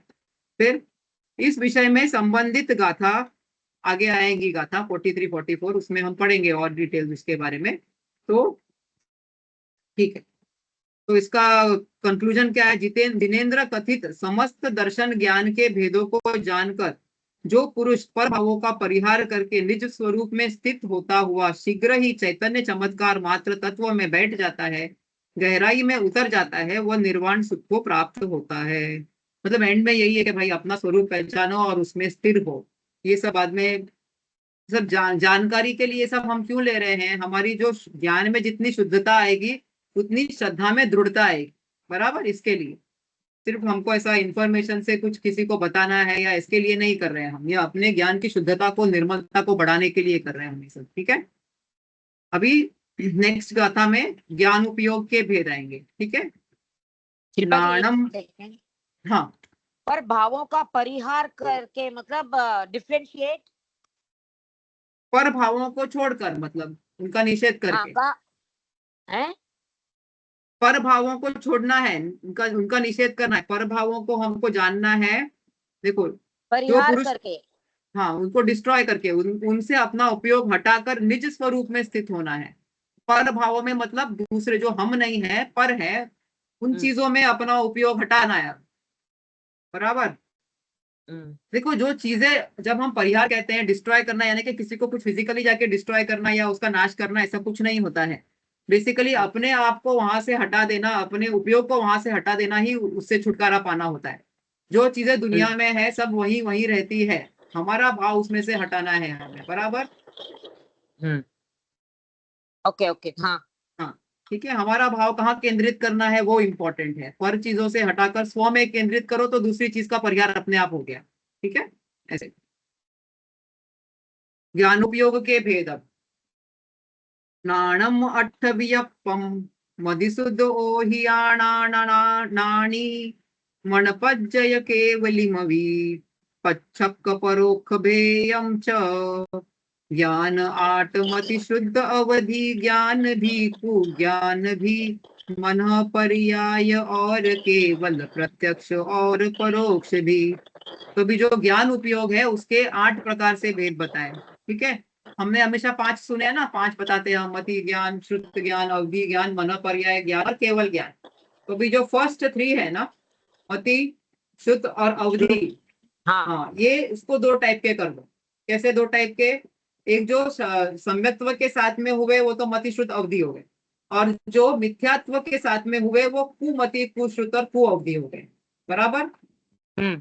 हाँ, क्योंकि श्रद्धान गलत हो गया तो ये 3 ज्ञान जो हो गए वो कु हो गए, मिथ्या हो गए, ऐसा, ठीक है।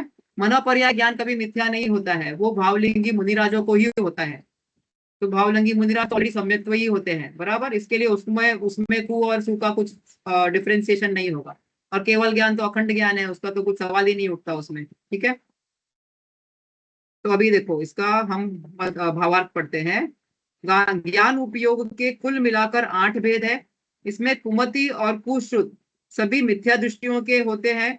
सभी मिथ्या दृष्टि देवी और देवियां तथा नारकियों को कुअवधि भी होता है। देखो, नरक और स्वर्ग में, देवों में, देव गति में और नरक गति में अवधि ज्ञान एज अ पार्ट उनके भव का ही पार्ट रहता है, मतलब उनको सबको होता ही है। तो उनमें से जो भी सम्यक दृष्टि नारकी और देव होंगे उनका अवधि ज्ञान तो प्रॉपर सुअवधि ज्ञान रहेगा, सम्यक वाला रहेगा, बराबर। और जो मिथ्या दृष्टि वाले होंगे देव और नारकी, उनका जो अवधि ज्ञान होगा वो कुअवधि होगा। कुअवधि ज्ञान का दूसरा नाम विभंग ज्ञान भी है, ठीक है, कहीं कहीं उसको विभंग ज्ञान भी कहते हैं, ठीक है। किसी किसी मिथ्या दृष्टि मनुष्य तिरंज के भी कुअवधि ज्ञान होता है। कोई कोई मनुष्य तिरंज गति में भी किसी किसी को मिथ्या दृष्टि होते हैं, लेकिन इतनी शुद्धि होती है, इतना वो जो भी तप वगैरह करते हैं तो उनको कुअवधि ज्ञान भी प्रकट हो जाता है, ठीक है।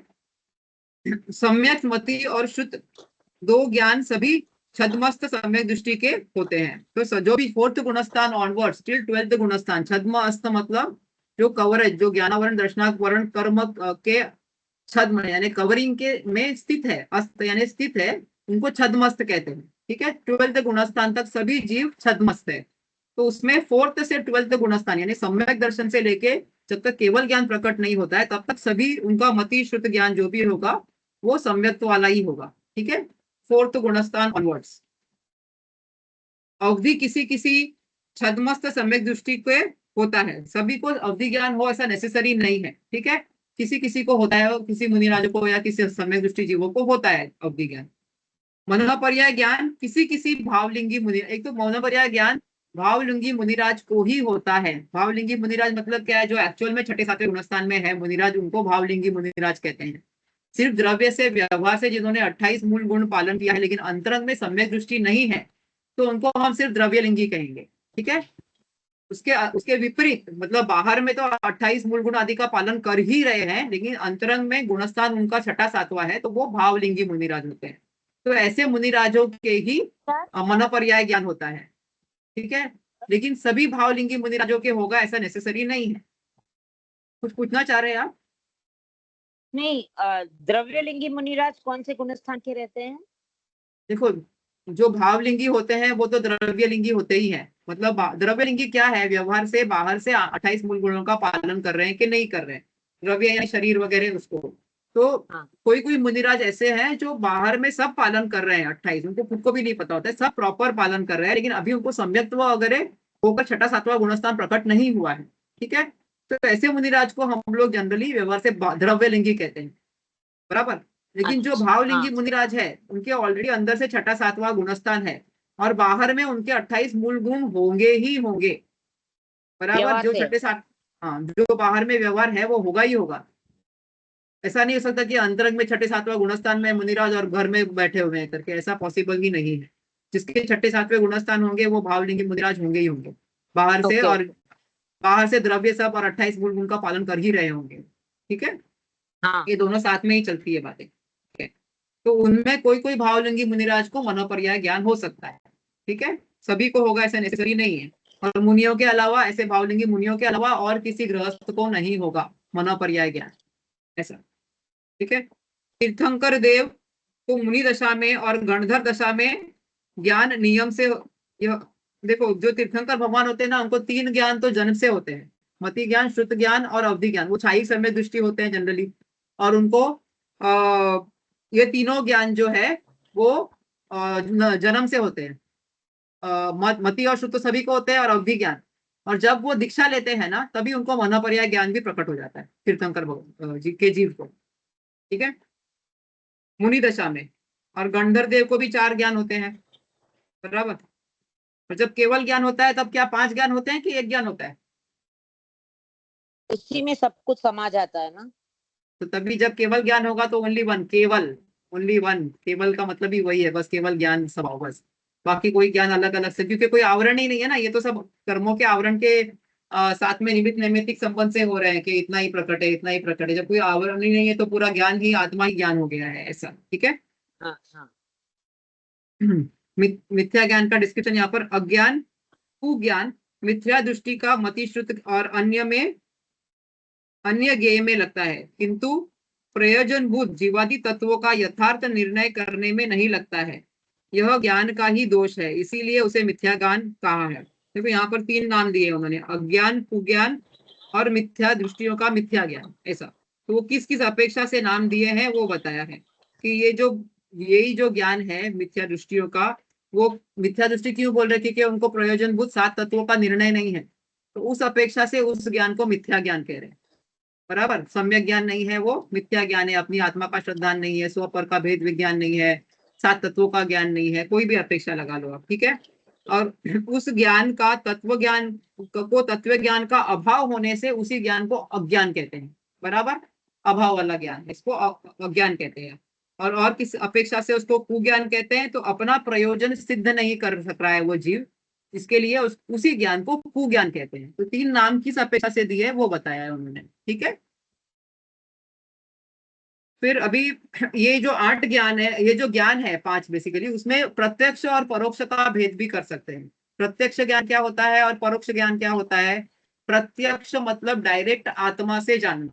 देखो अक्ष का मतलब आत्मा भी होता है, इंद्रिय भी होता है बहुत बार, लेकिन यहाँ पर अक्ष का मतलब हमको आत्मा लेना है, ठीक है। तो डायरेक्टली आत्मा से जानने वाले ज्ञान 3 बताए हमने, बराबर। अवधि ज्ञान, हाँ मनोपर्याय ज्ञान और केवल ज्ञान। अवधि ज्ञान और मनोपर्याय ज्ञान तो पार्शियल जानते हैं ना, सब कुछ चीजों को पूरा नहीं जानते केवल ज्ञान के जैसा, बराबर। तो उनको हम पार्शियल ही कहेंगे, एक देश कहेंगे, एक देश प्रत्यक्ष ज्ञान कहेंगे, ठीक है। और केवल ज्ञान तो पूर्ण है, सकल प्रत्यक्ष हो गया वो पूरा, ठीक है। और हाँ परोक्ष ज्ञान यानी कि किसी के मीडियम के थ्रू जान रहे हैं, डायरेक्टली पर के साथ में आत्मा जान रहा है, पर की अपेक्षा से, इसलिए उसको परोक्ष कह रहे हैं हम, ठीक है। तो यहाँ पर क्या है, इंद्रिय है, बराबर। तो इंद्रिय और मन के माध्यम से जो ज्ञान जानता है उसको परोक्ष ज्ञान कहते हैं। तो परोक्ष ज्ञान कौन से है, मति और शुद्ध ज्ञान, ठीक है। हाँ अभी मैं एक बात बता रही हूँ आपको, अभी आगे यहाँ लिखी है कि नहीं मुझे नहीं पता। देखो कोई जब भी बहुत थोड़े काल पहले जो दूसरे दर्शन के लोग थे ना, वो लोग ये मानने को तैयार ही नहीं थे कि जो सामने से हमको इंद्रियों से दिख रहा है उसको हम परोक्ष कैसे कहे करके, पर के अपेक्षा कैसे करें, तो दिख रहा है ना, हम कहते नहीं तो मुझे प्रत्यक्ष दिख रहा है, तो मुझे प्रत्यक्ष दिख रहा है ऐसे। तो वो वही लैंग्वेज यूज करते थे। तो जो आचार्य अकलंक देव थे ना, उनको अपनी ये बात समझाने के लिए कि एक्चुअल मीनिंग क्या है, तो उन्होंने एक नया टर्म कॉइन किया, जिसको हम कहते हैं साम व्यवहारिक प्रत्यक्ष, मतलब इसको हम व्यवहार से प्रत्यक्ष कह रहे हैं, बराबर।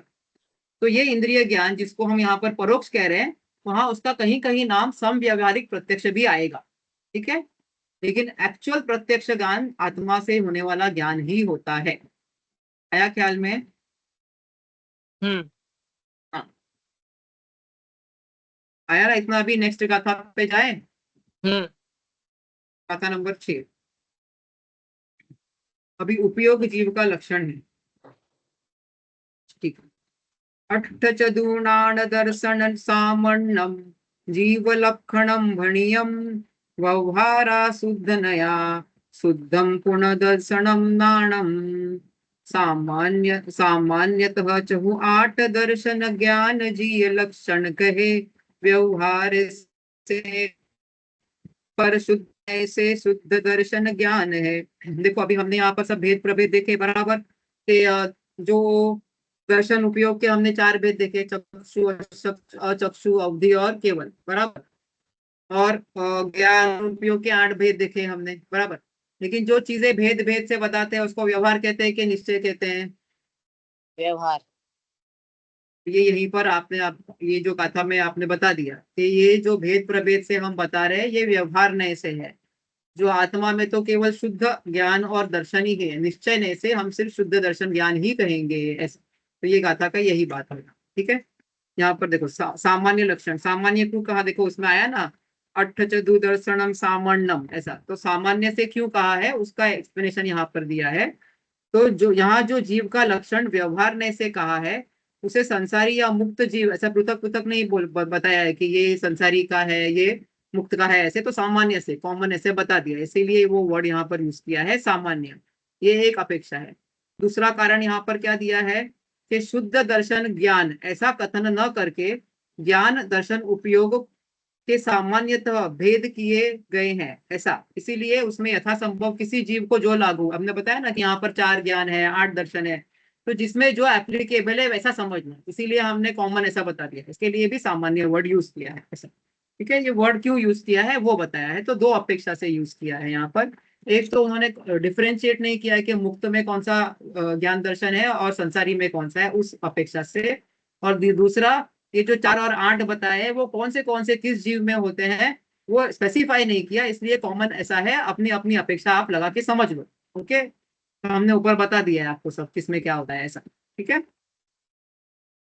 ठीक है, तो उपयोग गाथा 4 से 6 तक में अभी उपयोग का अर्थ ज्ञान दर्शन का उपयोग समझना चाहिए। यहाँ पर देखो हमने और भी कहीं कहीं उपयोग पढ़े हुए ना, शुद्ध उपयोग, अशुभ उपयोग, ऐसे पढ़ा है कि नहीं, शुभ उपयोग, अशुभ उपयोग, अशुद्ध उपयोग।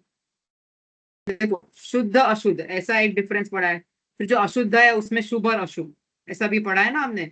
उसके आगे भी उपयोग उपयोग लगता है, तो बता रहे यहाँ पर जो उपयोग है वो अलग, और वो जो शुभ अशुभ उपयोग है वो अलग। क्यों? यहाँ जो उपयोग है वो कौन से गुण की पर्याय चल रही है अभी, ज्ञान दर्शन गुण की पर्याय चल रही है, बराबर, उसका एक्सप्रेशन चल रहा है। और वो शुभ अशुभ जो बोलते हैं वो किसका है, राग द्वेष वाला चारित्र गुण का है। आया ख्याल में? तो उसको इससे कंफ्यूज मत करो सेम नाम सुन के, ऐसा बता रहे हैं।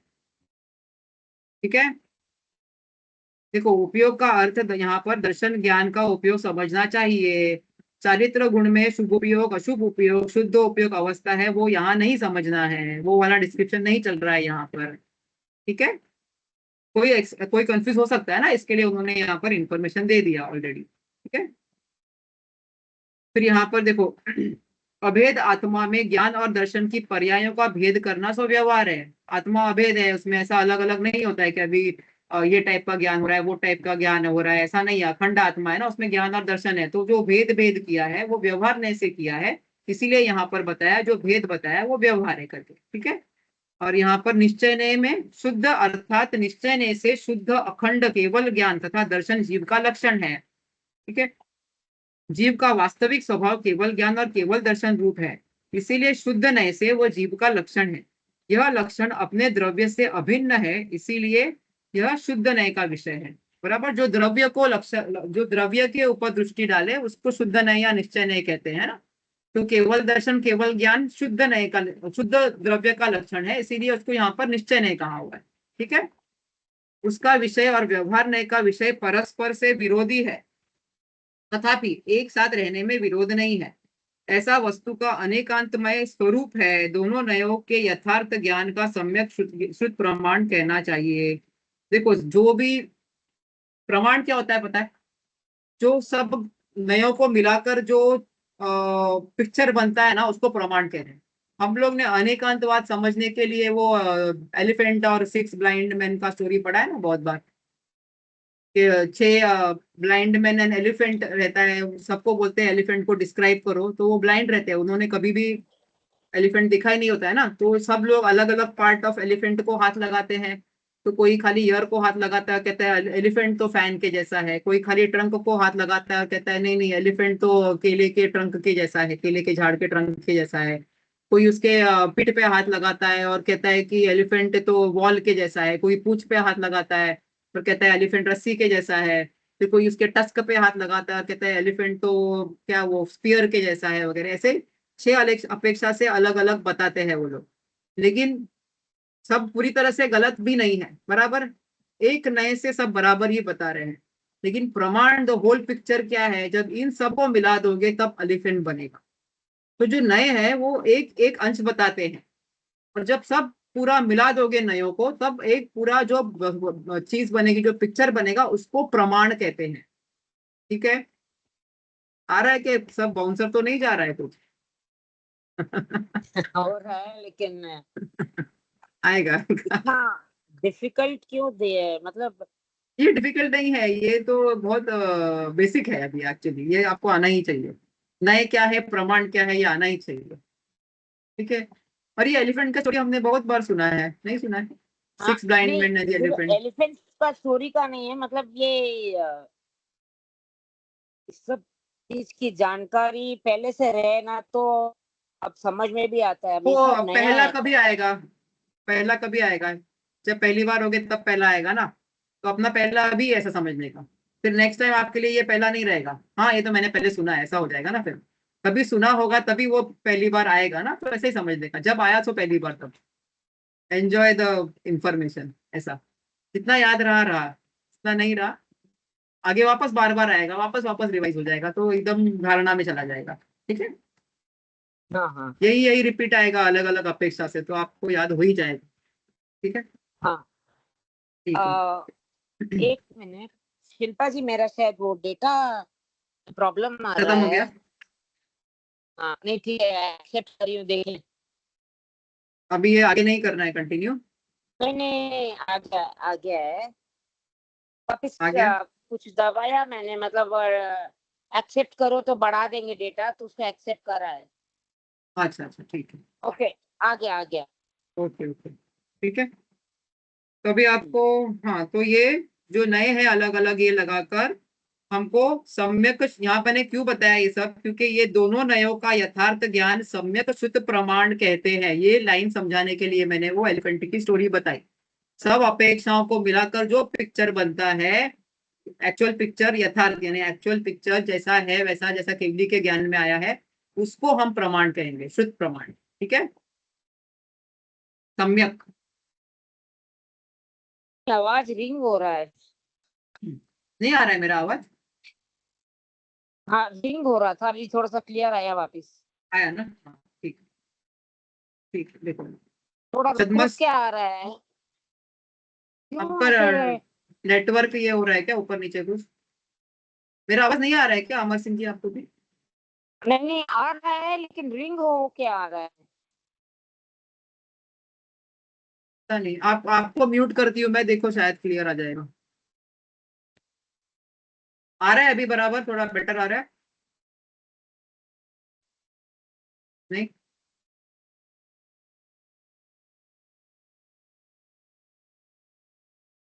अभी आपको ही अनम्यूट करना पड़ेगा, मेरे को अनम्यूट नहीं करने आ रहा है आपको, नम्रता जी।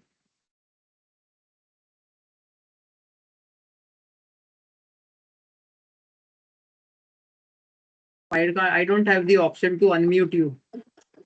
आप अनम्यूट हो जाइए नम्रता जी।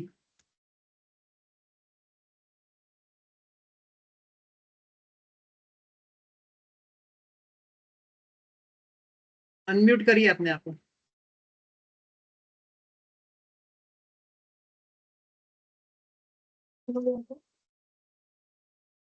यहाँ रहते हैं, काम पे हैं। हाँ, मेरे को उनको अनम्यूट करते नहीं बन रहा है, पता नहीं। ठीक है, हम आगे पढ़ते हैं।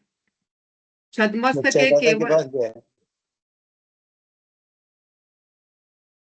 दर्शन उपयोग नहीं होता और पर्याय के आश्रय से रागी के राग उत्पन्न होता है।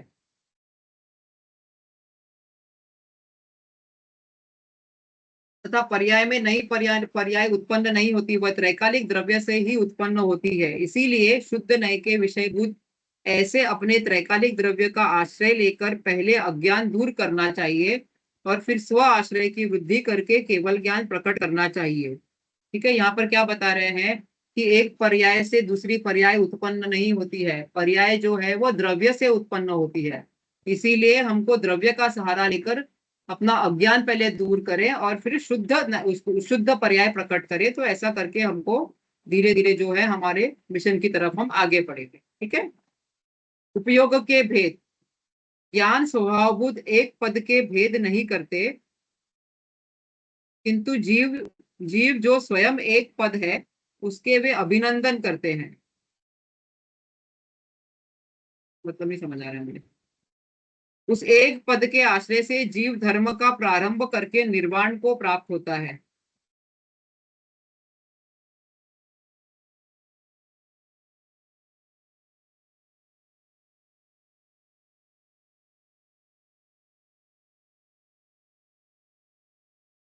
तो ये पार्ट मेरे को भी नहीं मालूम है, अभिनंदन करते का क्या मतलब है। ठीक है, anyway, चलो नेक्स्ट, ये उपयोग क्या जो चार्ट दिख रहा है। आप हो क्या इधर नम्रता जी? तो आप म्यूट हो गए हो, I can not unmute you.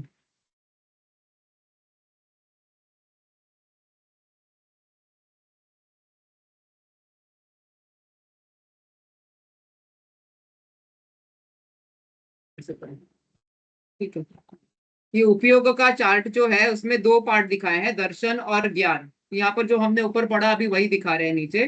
तो दर्शन चार टाइप के हैं, चक्षु, अचक्षु, अवधि और केवल। और ज्ञान जो है वो दो टाइप का बताया है, परोक्ष और प्रत्यक्ष। परोक्ष यानी कि जो इंद्रियों के सहारे से होता है, मति और श्रुत। और मति में कुमति और सुमति, और श्रुत में भी सुश्रुत और कुश्रुत। और प्रत्यक्ष विकल और सकल, विकल यानी कि एक देश अपार्ट, आत्मा से लेकिन पार्शियल जानना। और सकल, सकल यानी पूरी आत्मा से सब चीजों को अखंड जानना, पूरा केवल ज्ञान। ठीक है, तो जो विकल है वो अवधि और मन पर्याय। अवधि में भी दो टाइप है, कु अवधि और सु अवधि। जो कु वाले पार्ट है सब वो मिथ्या दृष्टि के होते हैं, और जो सु वाले पार्ट है वो सम्यक दृष्टि के होते हैं। ठीक है, ये सातवीं गाथा करनी है कि रुकना है नम्रता जी? फोन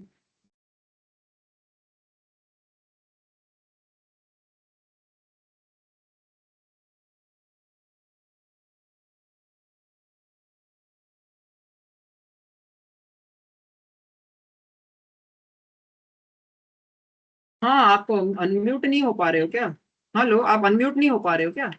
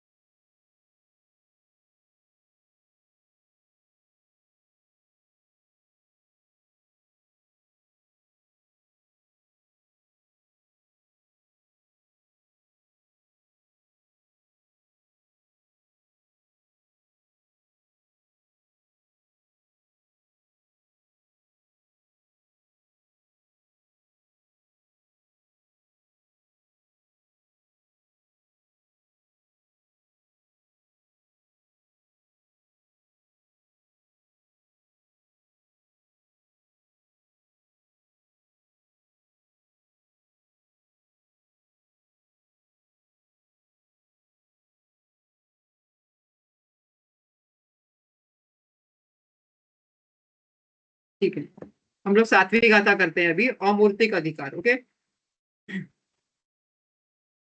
जीव निश्चय से अमूर्त होने पर भी व्यवहार से मूर्त कहा जाता है। वन्नरस पंचगंधा दो फासा अठ निश्चया जीवे नो संति अमुत्ति तदो व्यवहारामुत्ति बंधा दो।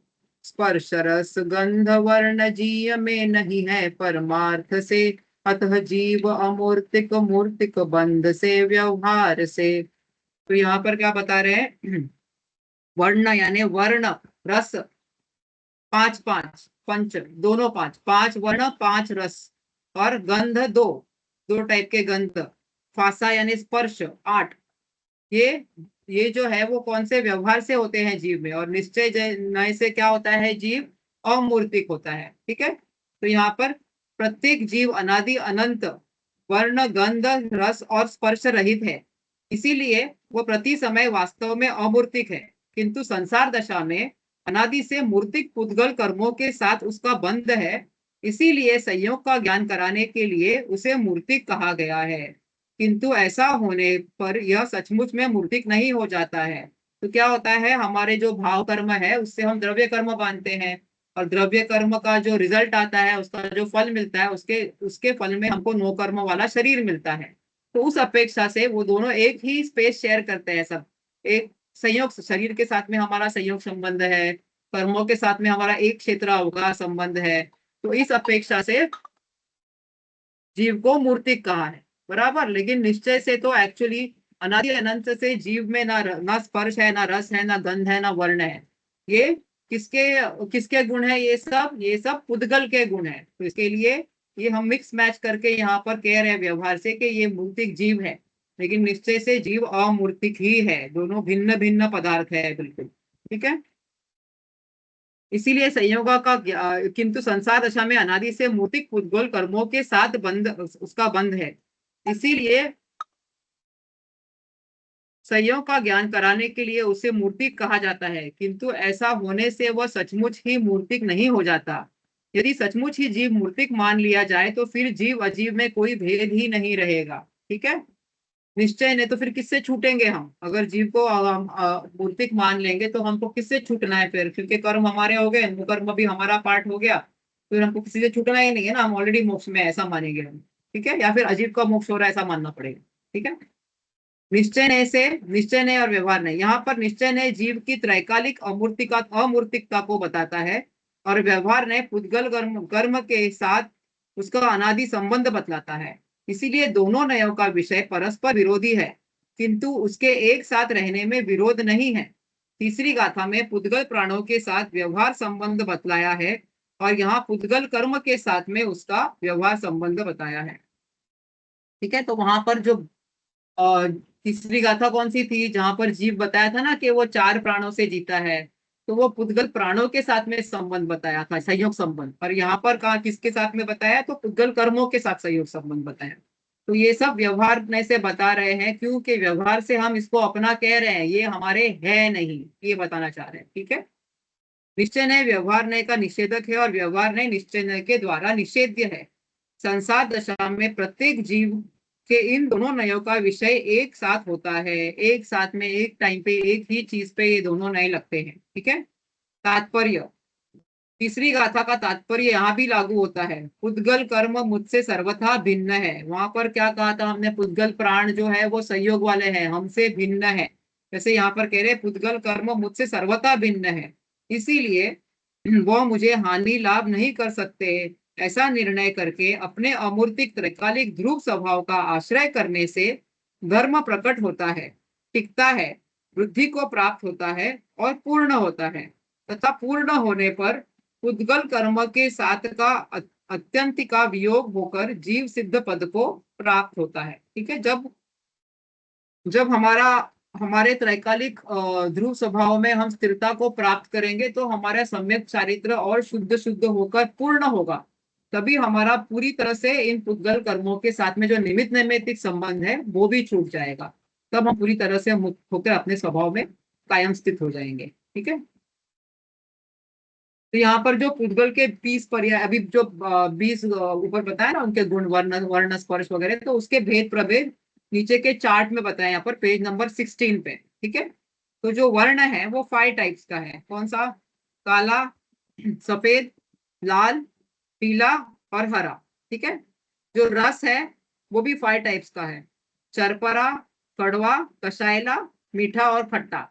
गंध 2 टाइप का, सुगंध और दुर्गंध। और स्पर्श 8 टाइप का होता है। जो जो होते हैं ना वो परमाणु की अपेक्षा से होते हैं। कौन सा? ठंडा, गर्म और चिकना और रूखा। और ये जब परमाणु मिलके स्कंद बनता है तो और 2 टाइप के जो स्पर्श है वो ऐड हो जाते हैं, हल्का भारी और नरम कठोर। ऐसे करके टोटल 8 स्पर्श होते हैं पुद्गल में। ठीक है। तो ये सब हम अपने गुण नहीं मानना है कि मैं हल्का, मैं भारी, मैं ठंडा, मैं गरम, मैं चिकना, मैं रूखा, ये सब पुद्गल के गुण है। ठीक है। मेरा कलर, मैं गोरा, मैं काला, सब अपने आप भेद विज्ञान करो, ये जो है वो पुद्गल के गुण है और मैं पुद्गल नहीं हूं, तो मैं इसमें क्या एकत्व महत्व करूं? ठीक है। क्या मान करूं इसमें और क्या हर्ष और दुख मानूं? ठीक है। इस बात को समझना है हमें यहाँ पर। अभी कर्ता अधिकार। ठीक है। तो अभी वहां पर ऊपर एक और विशेषण आया था कर्ता, तो अभी उसका मतलब कर्ता। तो यहाँ पर इसको भी कर्ता जो बोला है जीव को, तो व्यवहार नय से क्या बोला है और निश्चय नय से क्या बोला है, क्यों कैसे बोला है, वो इस वाले 8वीं वाली गाथा में बता रहे हैं। ठीक है। अभी 8वीं गाथा करके हम यहाँ पर आज विराम लेंगे। ठीक है। पुग्गल कम्मादीनम कत्ता व्यवहार दो निश्चय दो चेदन कम्मादानादा शुद्ध नया शुद्ध भावान चिद कर्म करता नियत से द्रव कर्म का व्यवहार से शुद्ध भाव का करता कहा आत्मा परमार्थ से। अच्छा, तो यहाँ पर देखो जो कर्ता कहा है वहां, यहाँ पर 3 अपेक्षा ली हुई है, बराबर। यहाँ पर 3 ऊपर पुद्गल कर्मादीन कर्ता व्यवहार दो, बड़ा व्यवहार से पुद्गल कर्म का कर्ता कहा है जीव को, और निश्चय से चेदना कम्मादा और शुद्ध नय से शुद्ध भावान। तो यहाँ पर 3 नए बताए हैं। ठीक है। यहाँ पर 3 नए बताए हैं। तो जो व्यवहार से हम पुद्गल कर्म का करता, निमित्त नैमित्तिक संबंध है हमारा, कि हम भाव कर्म करते हैं तो पुद्गल जो द्रव्य कर्म है वो हमारे जीव से बंध जाते हैं। ऐसा निमित्त नैमित्तिक संबंध की अपेक्षा पुद्गल कर्म का जो हमको जीव को कर्ता कहा है वो व्यवहार से कहा है। अभी निश्चय नय में भी 2 पार्ट लिए उन्होंने, अशुद्ध निश्चय नय और शुद्ध निश्चय नय।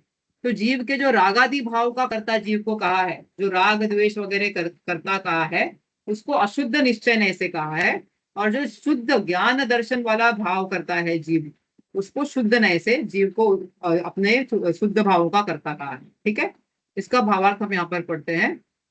देखो, कर्तृत्व और अकर्तृत्व यह सामान्य गुण सभी 6 द्रव्यों में। हम ऐसे समझते हैं कि कर्तृत्व गुण सिर्फ हमें है या अकर्तृत्व गुण सिर्फ हमें है, तो ऐसा नहीं है। सभी द्रव्यों में ये दोनों ही गुण है। किस अपेक्षा से वो कर्तृत्व है और किस अपेक्षा से अकर्तृत्व भाव है, उनमें वो हम देखेंगे।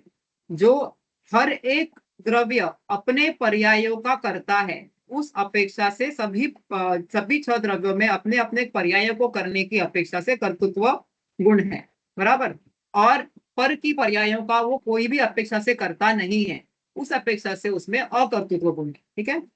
यह सामान्य गुण 6 द्रव्यों में है, इसीलिए कर्तृत्व गुण के कारण प्रत्येक द्रव्य अपनी अवस्था का करता है, अकर्तृत्व गुण के कारण पर की अवस्था का कर्ता नहीं हो सकता है। इसीलिए जीव अपनी पर्यायों का करता है, किंतु ऐसा कभी नहीं हो सकता कि वो पर का कुछ भी कर सकता है। तो वो पर की अपेक्षा से करता है और अपनी अपेक्षा से अपना जो भी चल रहा है कार्यक्रम उसका करता है। ठीक है, अपनी पर्यायों का करता है। अगर वो शुद्ध पर्याय चल रही है तो शुद्ध शुद्ध भावों का करता है, और अशुद्ध पर्याय चल रही है तो अशुद्ध भावों का करता है। ठीक है। जीव का कर्तृत्व चैतन्य स्वभाव के कारण कर्तु स्थिति यानी कि कर्ता में रहने वाली क्रिया का ज्ञप्ति तथा दृष्टि यानी कि ज्ञान तथा दर्शन का जीव ही करता है। उसके संबंध में रहने वाला पुद्गल उसका कर्ता नहीं है, जैसे कि आकाश आदि नहीं है। ठीक है, अपने भावों का कर्ता वो खुद है। जो ज्ञानावरणादि दर्शनावरणादि कदम को हम ये नहीं कह सकते कि उसकी वजह से हमको ज्ञान दर्शन हो रहा है, नहीं। वो सब पुद्गल वगैरह हमारे भावों के कर्ता नहीं है। हमारे जो ज्ञान दर्शन हमारा चैतन्य स्वभाव है उसके कर्ता हम स्वयं है। ठीक है। चैतन्य के विवर्त रूप संकल्प की उत्पत्ति जीव में होती है, इसीलिए सुख अभिलाषा पूर्व क्रिया का, दुख की उद्वेग रूप क्रिया का तथा उसके द्वारा चेतित शुभाशुभ भावों की रचना रूप क्रिया का जीव ही करता है, अन्य नहीं। देखो तो यहाँ पर क्या कह रहे हैं, जो शुभ अशुभ भाव होते हैं जीव के, सुख की अभिलाषा पूर्वक जो भाव करता है कि संसारी सुख मिल जाए तो ऐसा लगेगा वैसा लगेगा, ऐसे राग द्वेष के भाव जो होते हैं उसका भी किसी अपेक्षा से जीव करता है।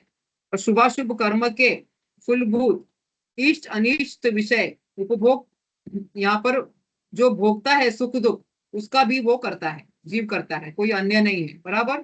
तो ये अशुद्ध भाव का भी करता है और शुद्ध भाव का भी जीव करता है।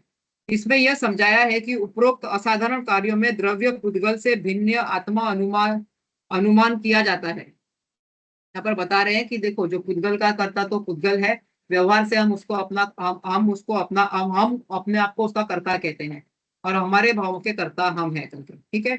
जीव विकार या अविकार पणे से स्वयं छह कारक पूर्व रूप वर्तता है, अन्य कारक की अपेक्षा नहीं रखता। तो हमें षटकारक पढ़े थे, उसमें निश्चय और व्यवहार षटकारक पढ़े थे। तो सभी जीव एक्चुअली में अपने अपने ही निश्चय षटकारक स्वयं है।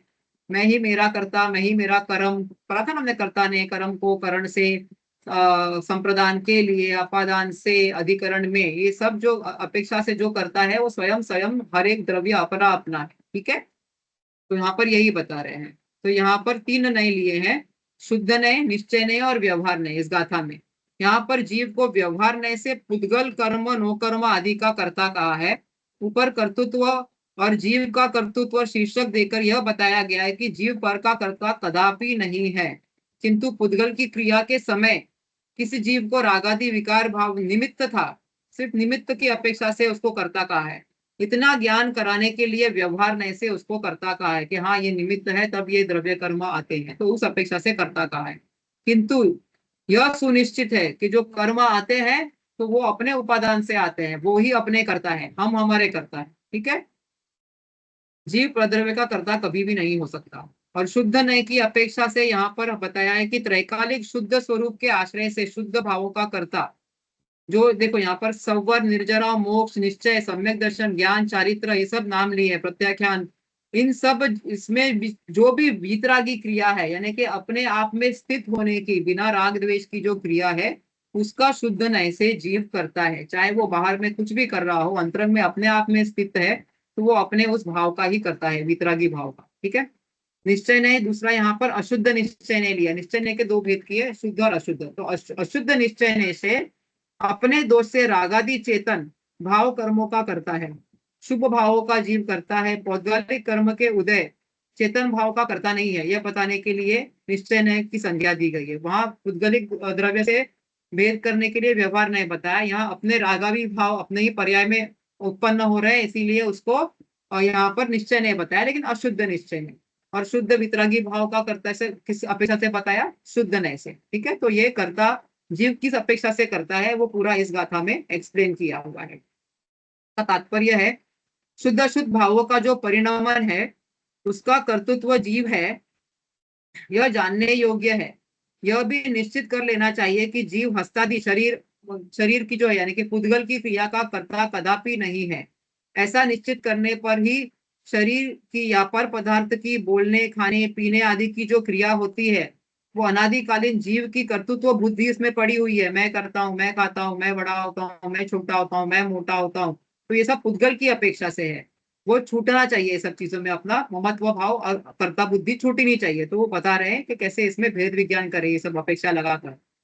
जीव को जानकर अचैतन्य स्वभाव के कारण ज्ञान से भिन्न ऐसी संबंध या असंबंध अजीव को अपने से भेद बुद्धि से प्रसिद्धि के लिए जानो। मतलब भेद विज्ञान करो कि अजीव है और ये जीव है।